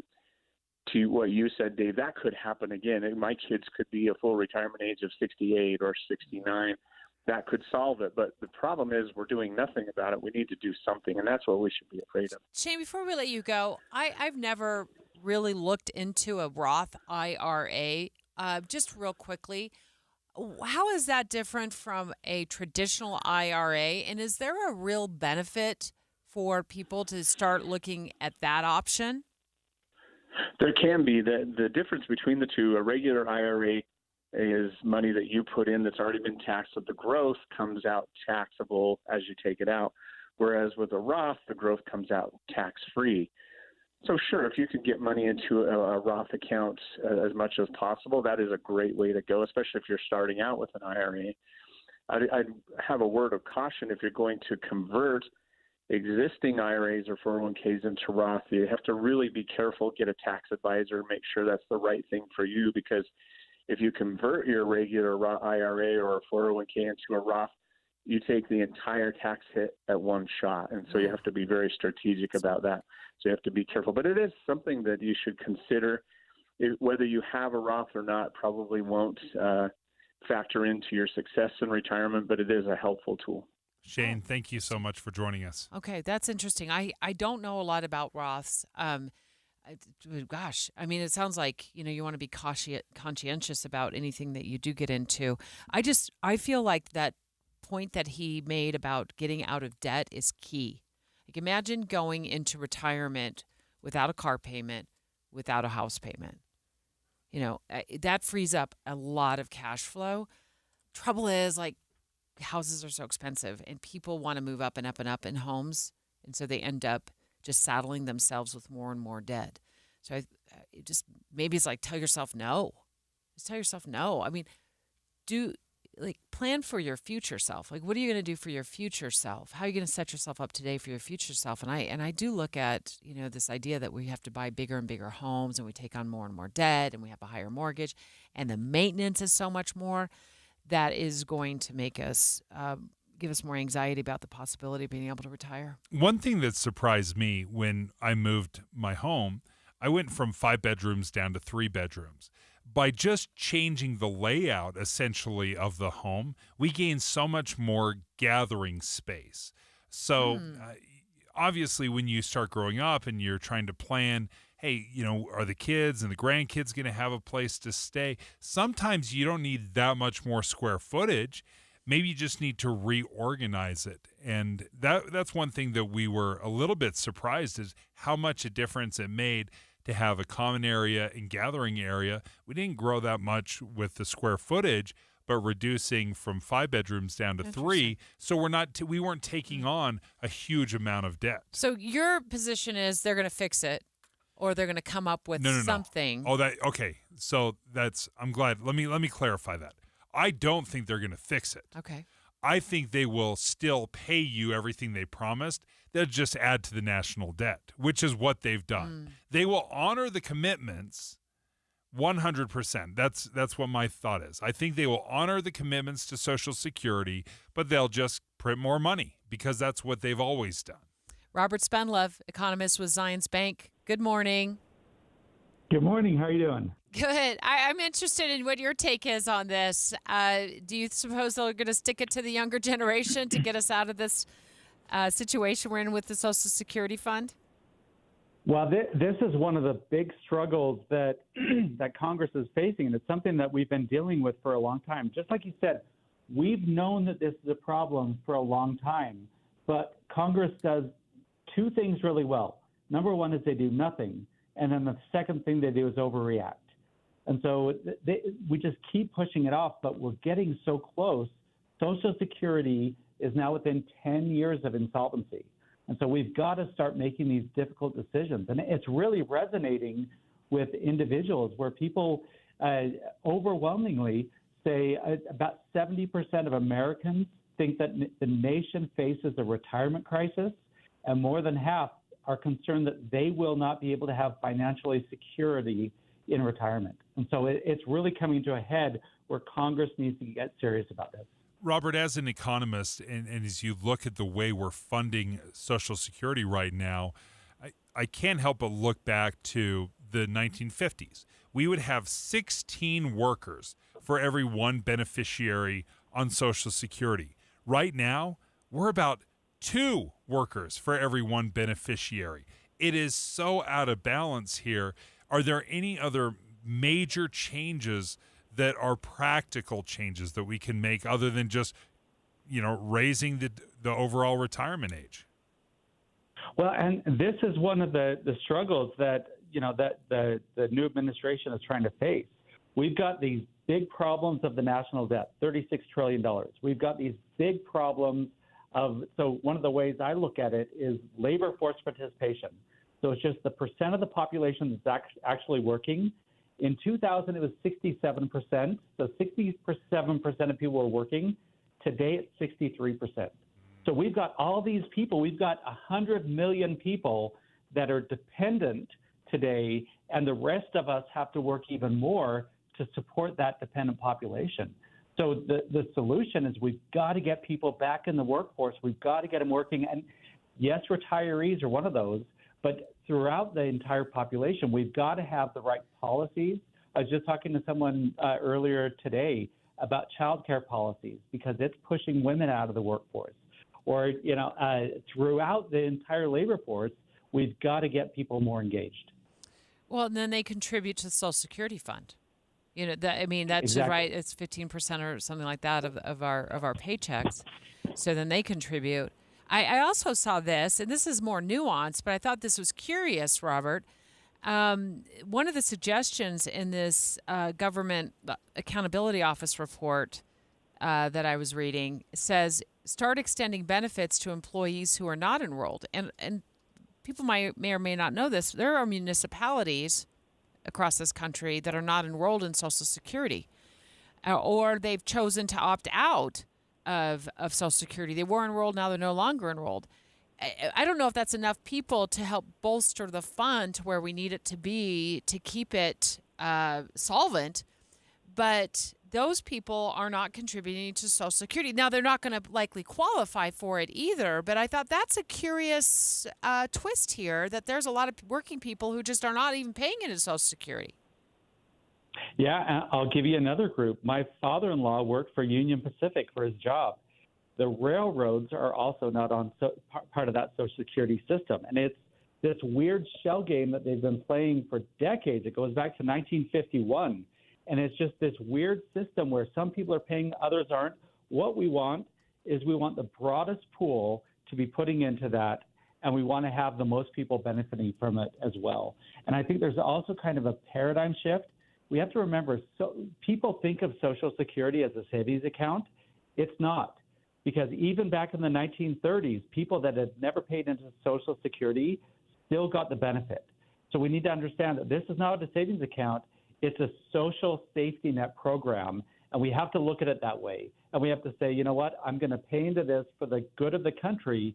But if I'm earning high income, and this is another one of the ideas, they call it means testing, where if you have high income, you're not going to qualify for as much Social Security benefit, even though you're going to put the money into it. And that's a tough pill to swallow, right? That we're just straight up paying into it and expecting nothing in return. That is a tough pill to swallow. Well, it doesn't sound like nothing. It sounds like it's not. Right? Is the people paying more, but they get nothing? Can you clarify that for me, Robert? So there's a few different ways you could do it. You could just cut it off at a certain income, or you could have it a sliding scale that as you earn more, you get less of a benefit. Oh, okay. So, that $1,800, if you're earning $1 million a year, you really don't need that $1,800 in retirement. And so that would slowly go down that glide path. Well, it could go to or zero. It could be zero. It could be zero. Yeah. Oh, I hadn't heard that. Depending on how much money you make. Thank you both for explaining that. I hadn't heard that. Robert, thank you so much for joining us. We appreciate it. Robert Spendlove is an economist with Zions Bank. What about that means test? Well, this is the problem I have with any changes to Social Security is we're asking our seniors to make sacrifices or soon to be seniors to make some sacrifices while we are spending like mad hatters in every other aspect of our government, right? We are spending $1.7 trillion more every single year than we're bringing in. We can ask our seniors to take these massive hits to what has been promised to them for generations and for decades until we get the other spending under control. If we want to get our deficit spending under control, or at least headed in the right directions, then I think we can, in good faith, ask our seniors or soon-to-be seniors to make some sacrifices, to have our children make some sacrifices about their Social Security. But you can't just stick it to the Social Security folks. You have to make changes side by side with our deficit spending and Social Security. Straight ahead, I caught this story this morning. I'm like, yeah, I'd pay that. I would pay that for a timeout from my cell phone. Yeah, the people are actually paying to get away from their phones for a few hours. We're going to talk all about these offline events that people are going to so they can meet people in real life and ditch their cell phones. That's next. It's a week of snowy weather ahead, and that can mean a slower drive when you're heading to work or on your way home. We try to make this easy. Get the latest traffic report and updated weather, one after the other. That's traffic and weather together every 10 minutes on the 9s, mornings and afternoons on KSL News Radio. If you're interested in losing some weight, let me tell you about Salt Lake City Fat Loss. This is a program that I've been on for the better part of a year now. That's kind of shocking. And I'll tell you right out of the gate, not easy, but way easier than I thought it would be.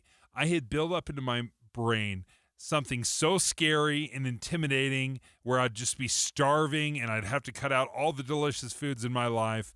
But with Salt Lake City Fat Loss, they held my hand every step of the way, and they walked me through how to lose some weight safely and effectively. Many clients will lose 20 to 30 pounds in a month or two. I lost 25 pounds in the first 3 weeks. I lost 57 over 2 months. And I did it without surgery, without injections. The program was not complicated. There was no crazy point counting, no insane exercises, and no prepackaged meals. So if you're interested, you're going to get an extra $200 off the program right now. All you have to do is schedule a free consultation at slcfatloss.com. The RV party is still going on through this week only in the KZRV Megatent at Motorsportsland's Mill Creek store. Check out hundreds of the newest RVs, all with extended event pricing. See the latest RV accessories and enjoy exciting activities including kids movie night, RV seminars, on-site radio events, yard games, food trucks, live performances by the WMCA Masters Band, Tangent, and the youth band Goose Juice. Plus, take your last chance at over $30,000 in prizes. Event sponsors include KZRV, Owned by Cummins, Suburban RV Appliances, Lion Energy, Lippert, Utah Big Game Outfitters, Equalizer, and many more. Free admission, free seminars, and free activities. Check out motorsportsland.com for details. Adventure awaits at Motorsportsland's Megatent RV event through this week only. Let Motorsportsland help you get away. 4001 South State. This is Rod with great news for Utah homebuyers. When you hire the Save Right team of realtors at Realty Path, you get a Bankbuster loan with a fixed interest rate in the 5s. What is a Bankbuster loan? A Bankbuster loan gives you a fixed interest rate in the 5s. Bankbuster loans give you maximum buying power. Monthly payments can be up to $800 lower. Bankbuster loans can save you hundreds of thousands in mortgage interest. Get your Bankbuster loan when you hire the Save Right team of realtors to help you buy a home. Start with a rate in the 2s. Ask us how. Call 801-APPROVE or visit SaveRight.com.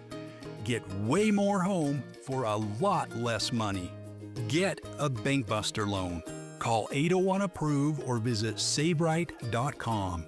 If you're in the house and put a hand near a window, it shouldn't feel cold. But if it does, you need to call Advanced Window Products because right now you'll get an extra $2,500 off on 10 windows or more. We're talking about the best windows in the world. And to the naked eye, all glass looks the same. But when Advanced Windows installs your triple-coated, argon-filled and sealed double-pane insulated glass and custom frames, your energy bill is going to plunge winter and summer. And your home gets a fresh new look. They'll create frames in any style and color on windows built right here in Utah. Utah. They're meant for Utah homes, so buy local with an additional $2,500 off if you call now. Advanced Window Products has options for any budget, including 60-month, 0% financing. So save on that heating bill and lock in the $2,500 off. You don't even have to pay now. Just make the call. Advanced Window Products, 801-850-9100. It's 801-850-9100 or go to advancedwindows.com.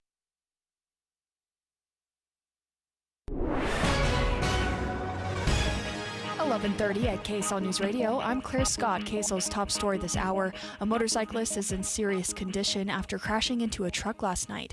Unified Police Sergeant Amy Ray says the accident happened at 4850 West and 6200 South when the motorcycle rider ran a red light and hit a truck turning into a gas station.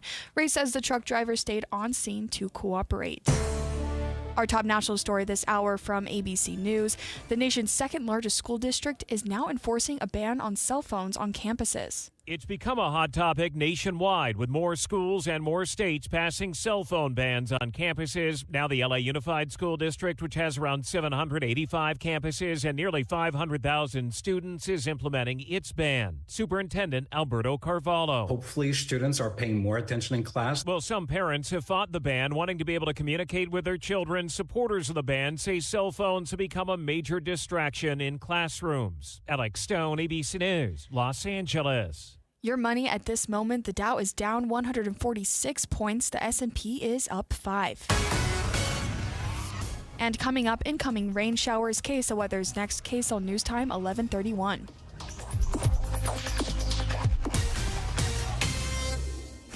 The sources where we get our news matters. When you listen to Utah's Morning News, we want you to feel the stories are important to you and trustworthy. This is Amanda Dixon. And I'm Andy Farnsworth. Join us weekday mornings on KSL News Radio. This statement has not been evaluated by the FDA. This product is not intended to diagnose, treat, cure, or prevent any disease. When it comes to my lifestyle and diet, I don't always make the smartest choices. Touchdown! Woo! Hey, how about another round and some more chips? But when it comes to taking care of my liver, I do make one very smart choice.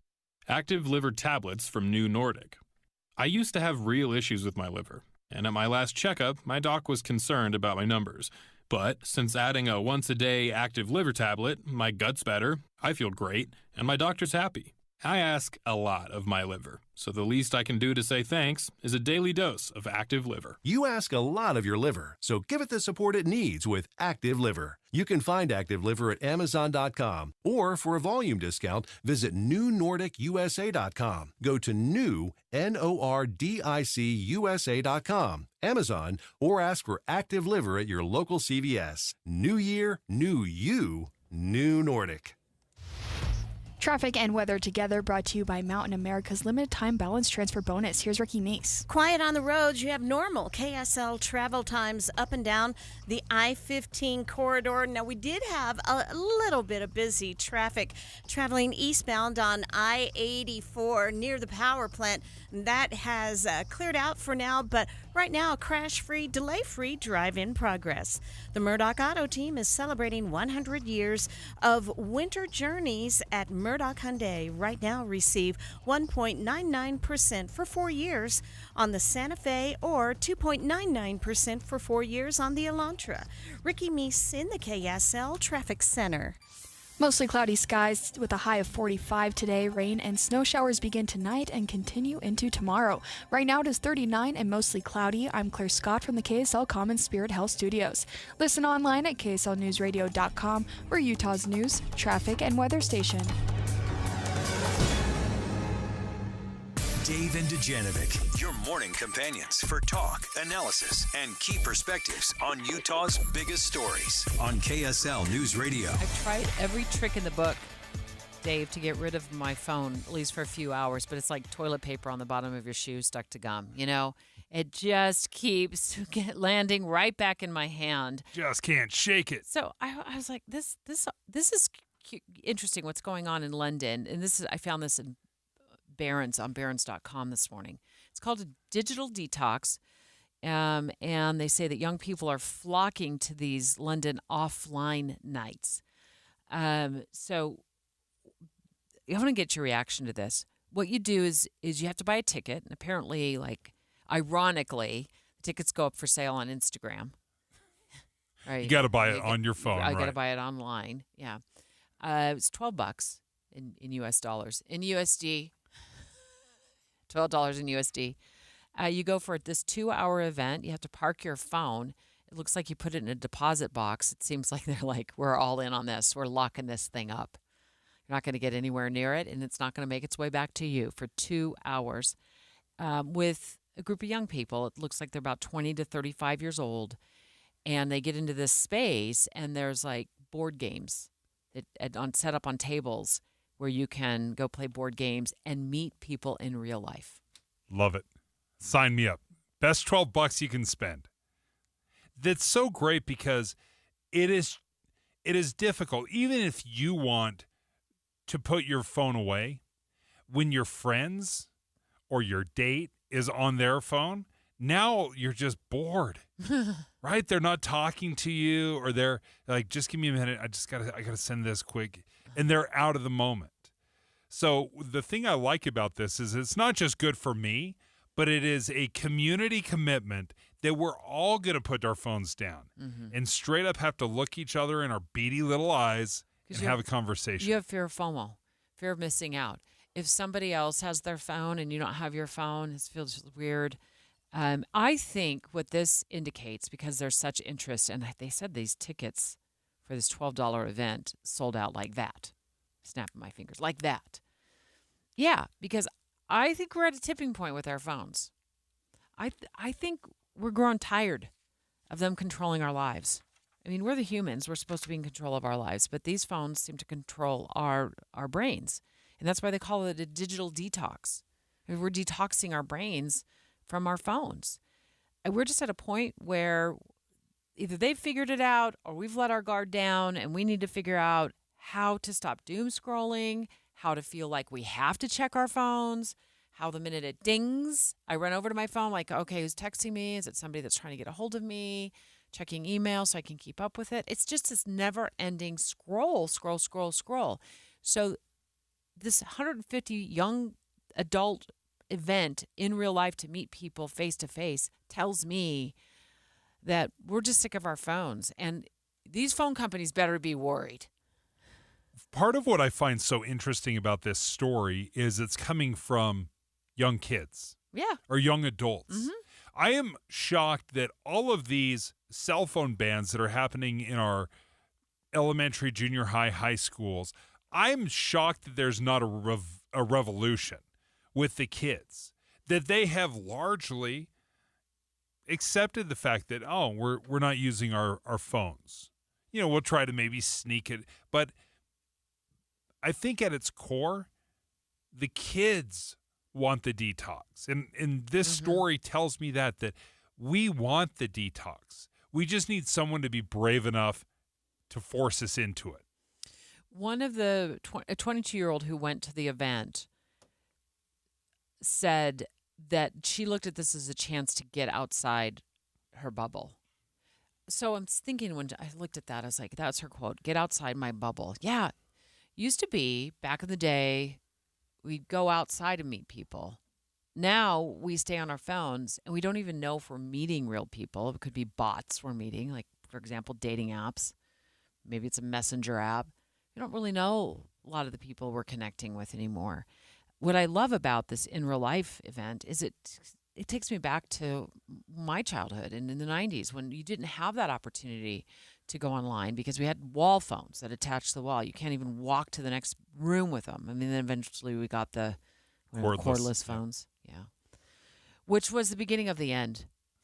Right? Cordless phone. Cordless phone, really, think of that. It allowed us to walk outside with a phone. Now, next thing you know, now we take our phones with us everywhere, and we just never get away from us. Our phones are with us more than our kids, our spouses, our coworkers. Our phones know us. Our shadow.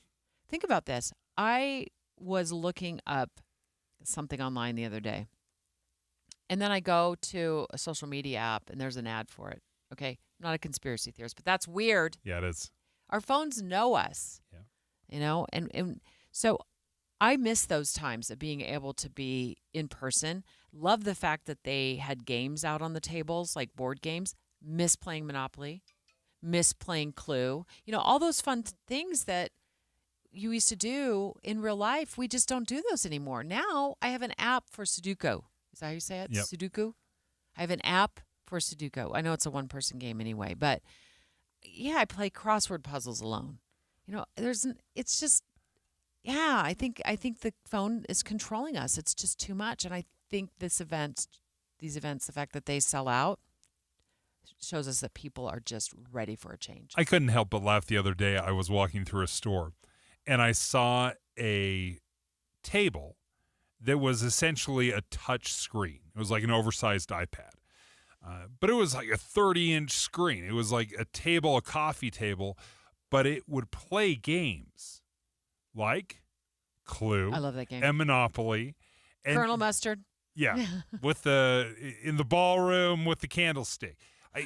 There were so many of these old retro games, but it was a video game on an oversized iPad. Does that count?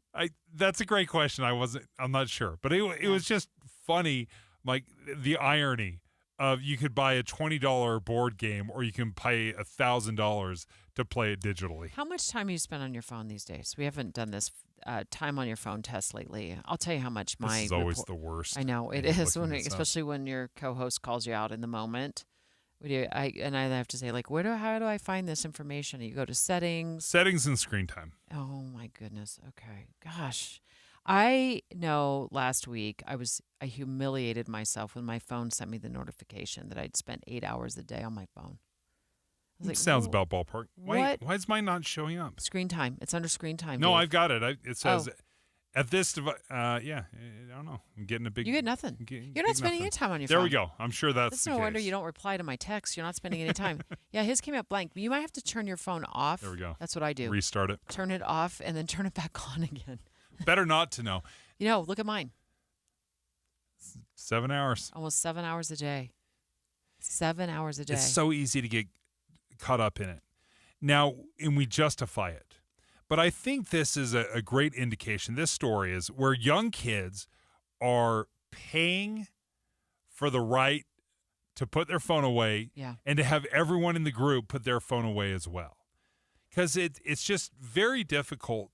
If you make the commitment, you put the phone away, and then everyone else at the table or in your friend group is all looking at the phone, and they're laughing and chuckling and showing each other pictures, you do feel a little bit lonely. Well, I think phones have also turned us into rude people. Oh, so rude. I got called out the other day by my daughter. She's trying to talk to me about her future. Like, it's a pretty big conversation. Yeah, but I'm on TikTok. I got 15 minutes left on TikTok. I was texting somebody back. I was replying to text messages. There was a story breaking, and so I was in the group chat or whatever trying to figure some stuff out. And she's like, Mom, can you put down your phone? And I was like, you know what? Absolutely, I need to put down my phone. It's turned us into rude people. And I say us, but me, I looking right in the mirror. I'm staring straight back at myself. Just having that phone, and like you said, everybody else is on it, or even when they're not. We're so addicted to it that we don't even realize we're being rude. Somebody wants to talk to us about their future. Come on. That's a gift. Can we acknowledge, though, how crazy it is that we're actually paying to put our phones away? Like, this is the crazy part of the story, is that we actually have to pay money to promise that we're going to put our phone away and lock it away and actually have a face-to-face conversation, that we'll play a game of Clue. Sold. That's where we've gotten to. We've gotten to the point, like, it's like the swear jar. This is the new swear jar right now. Every time you look at your phone and we're in the middle of a conversation, that's $1. It's going to cost you $1. This is Derek Miller speaking on business. Gentle Guardians Counseling Center is committed to providing trauma-focused therapy for children and families. With compassionate, personalized care, they address complex mental health challenges and promote lasting healing. Co-founder and therapist Matt Long joins us to share more. At Gentle Guardians Counseling Center, we specialize in trauma-focused therapy for children under 18, incorporating family therapy to foster long-term healing. Our experienced team utilizes evidence-based practices such as trauma-focused cognitive behavioral therapy, EMDR, and internal family systems, ensuring compassionate and effective care for clients navigating complex challenges. What truly sets us apart is our commitment to the well-being of both clients and clinicians. By offering flexible schedules and generous support for our staff, we create a sustainable environment for impactful therapy. We're also broadening our reach with educational programs and support groups designed specifically for parents. Community involvement is at the heart of our organization. We partner with local schools, collaborate with organizations like the Children's Justice Center, and work to make mental health resources more accessible for everyone. Learn more about our efforts to create lasting change at gentleguardianscounseling.com. At Gentle Guardians Counseling, the path to healing and self-discovery is guided by compassion and professional expertise. Through a blend of clinical excellence and innovative programs, they are creating a meaningful and lasting impact across Utah. I'm Derek Miller with the Salt Lake Chamber, speaking on business. Take advantage of Yes Heating, Air Conditioning, Plumbing, and Electric's $99 or it's free mainline drain clearing special. That's right, $99 or it's free. Feel secure knowing the trusted professionals at Yes guarantee that if we can't clear it, you don't pay for it. Whether it's a small clog or a larger mainline sewer drain issue, the experienced technicians at Yes are ready to solve all of your drain problems. Call now or visit theyesmancan.com for details, terms, and conditions. The war in Ukraine. Dave and Dujanovic. Special coverage on KSL News Radio. Ukrainian President Vladimir Zelensky speaking out about President Trump.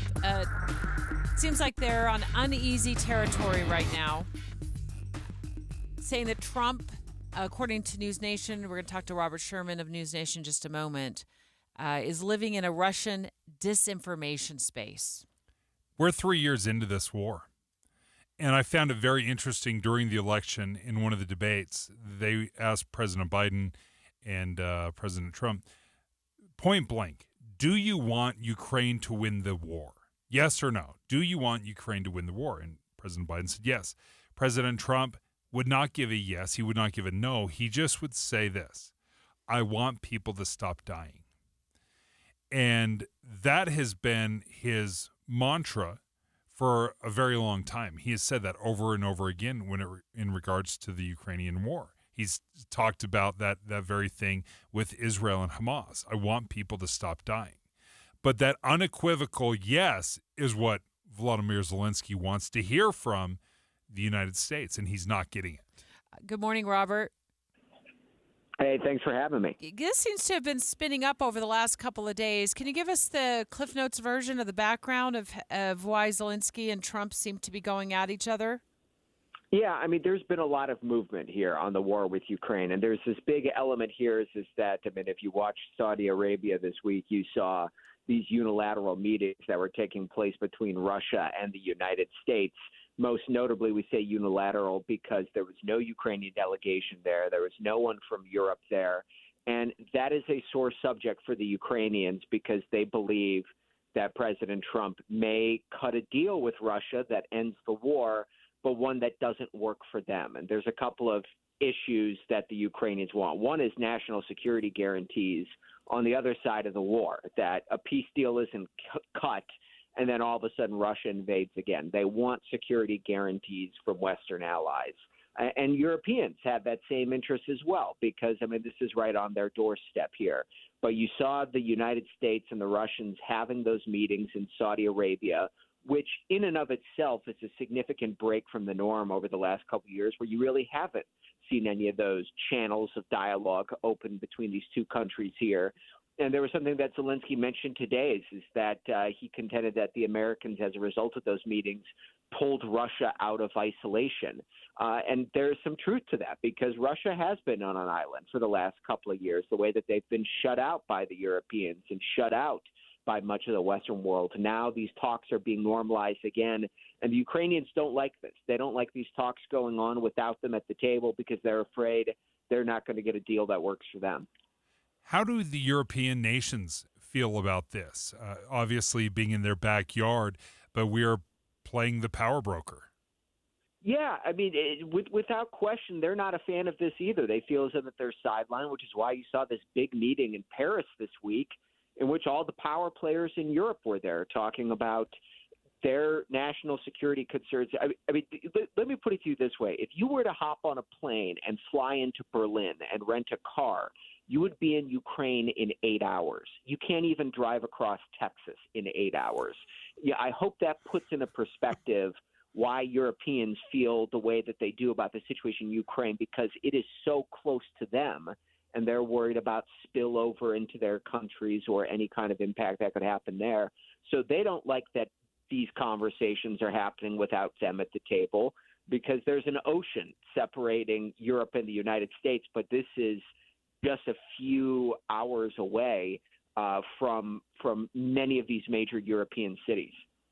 Robert Sherman with News Nation. He's the White House correspondent. We're talking to him right now about seems to be some spin up in Ukraine over Trump and Putin speaking, and who knows what's going to happen with the war at this point in Ukraine. Robert, do you have the crystal ball in front of you right now? What do you see the coming days holding in this situation? You know, I mean, there's going to be a lot more talks on this. I mean, we know that Keith Kellogg, the special envoy, is on the ground in Ukraine now, and I mean, Ukrainians are really banking on, you know, having a good relationship with the United States in order to get the kind of deal that they want. This was a campaign promise from the president to bring this war to an end. He did not give a lot of clarity on the campaign trail as to exactly how it would happen, but you're starting to get some indications here now. I mean, all of this remains to be seen, but it definitely looks as though, from this early vantage point, that the days of no relations between the United States and Russia are over, and you are going to be seeing a lot more conversations taking place between the White House and the Kremlin. In the final minute that we have you, Robert, what is the best case scenario for Ukraine, realistically speaking? Yeah, that's a good question. I mean, best case scenario, just based upon what you have heard from the United States this week, from the comments from Hegseth, from the comments from Trump, I mean, it doesn't look as though NATO membership is a reality. It doesn't look like getting the Crimean Peninsula back is in reality. I mean, it seems as though, and this is just, I mean, me standing thousands of miles away, the best case scenario is that the lines are frozen where they are and Ukraine gets security guarantees on the other side of the war. That's the way things stand today, but that could change. Do they give up territory in this, do you think? Well, when you ask that question, like, for example, Crimea is occupied by Russia right now. Ukrainians still believe that's theirs. I mean, right now it seems unlikely that the Crimean Peninsula would go back to the Ukrainians. I mean, that's everything that we're hearing here. So in essence, yes, they would be giving up territory, but not more than what's already occupied by Russia. But that could change. Well, we appreciate you joining us. Robert Sherman from News Nation is the White House correspondent. Thanks, Robert. So to your point, it's been how many, 3 years almost? Yeah, September 2022. Or in 2022. It was in March, yeah. March of 2022. But by September 2022, 5,900 Russian soldiers had been killed. Now we're looking at hundreds of thousands of deaths. Yeah. I mean, just within a few short months, and the war continues to drag on. You and I were on the air when this started, and everybody said, "Oh, it'll be by the end of the week. The capital of Ukraine will fall."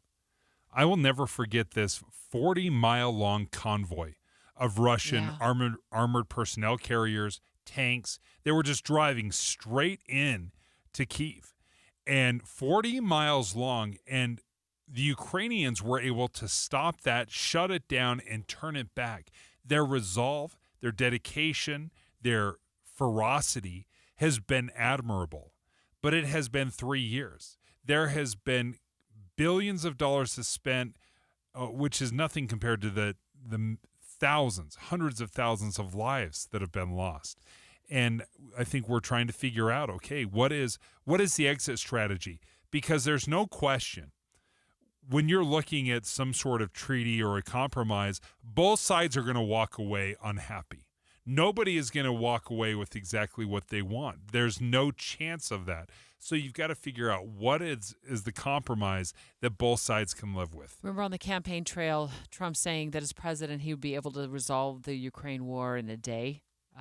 This is him at a town hall on CNN. If I'm president, I will have that war settled in one day, 24 hours.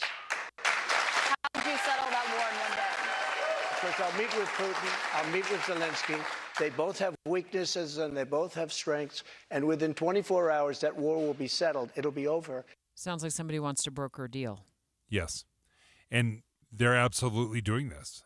Marco Rubio, the Secretary of State, is pushing hard. President Trump has made his wishes very clear. So where this lands, I have no doubt that the Ukrainians are going to be devastated by having to give up territory after so much loss. What kind of security guarantees will they get? Probably not NATO, according to Robert Sherman of News Nation, but we'll see. Because, again, above all, what has President Trump said? I want people to stop dying. We're going to turn things over right now to Maria, where at least one person is dead. She's going to report on this in Arizona after a mid-air plane collision. One person is dead at the Marana Regional Airport in Arizona. Maria's got more details on this developing story next. It's a week of snowy weather ahead, and that can mean a slower drive when you're heading to work or on your way home. We try to make this easy. Get the latest traffic report and updated weather, one after the other. That's traffic and weather together every 10 minutes on the 9s, mornings and afternoons on KSL.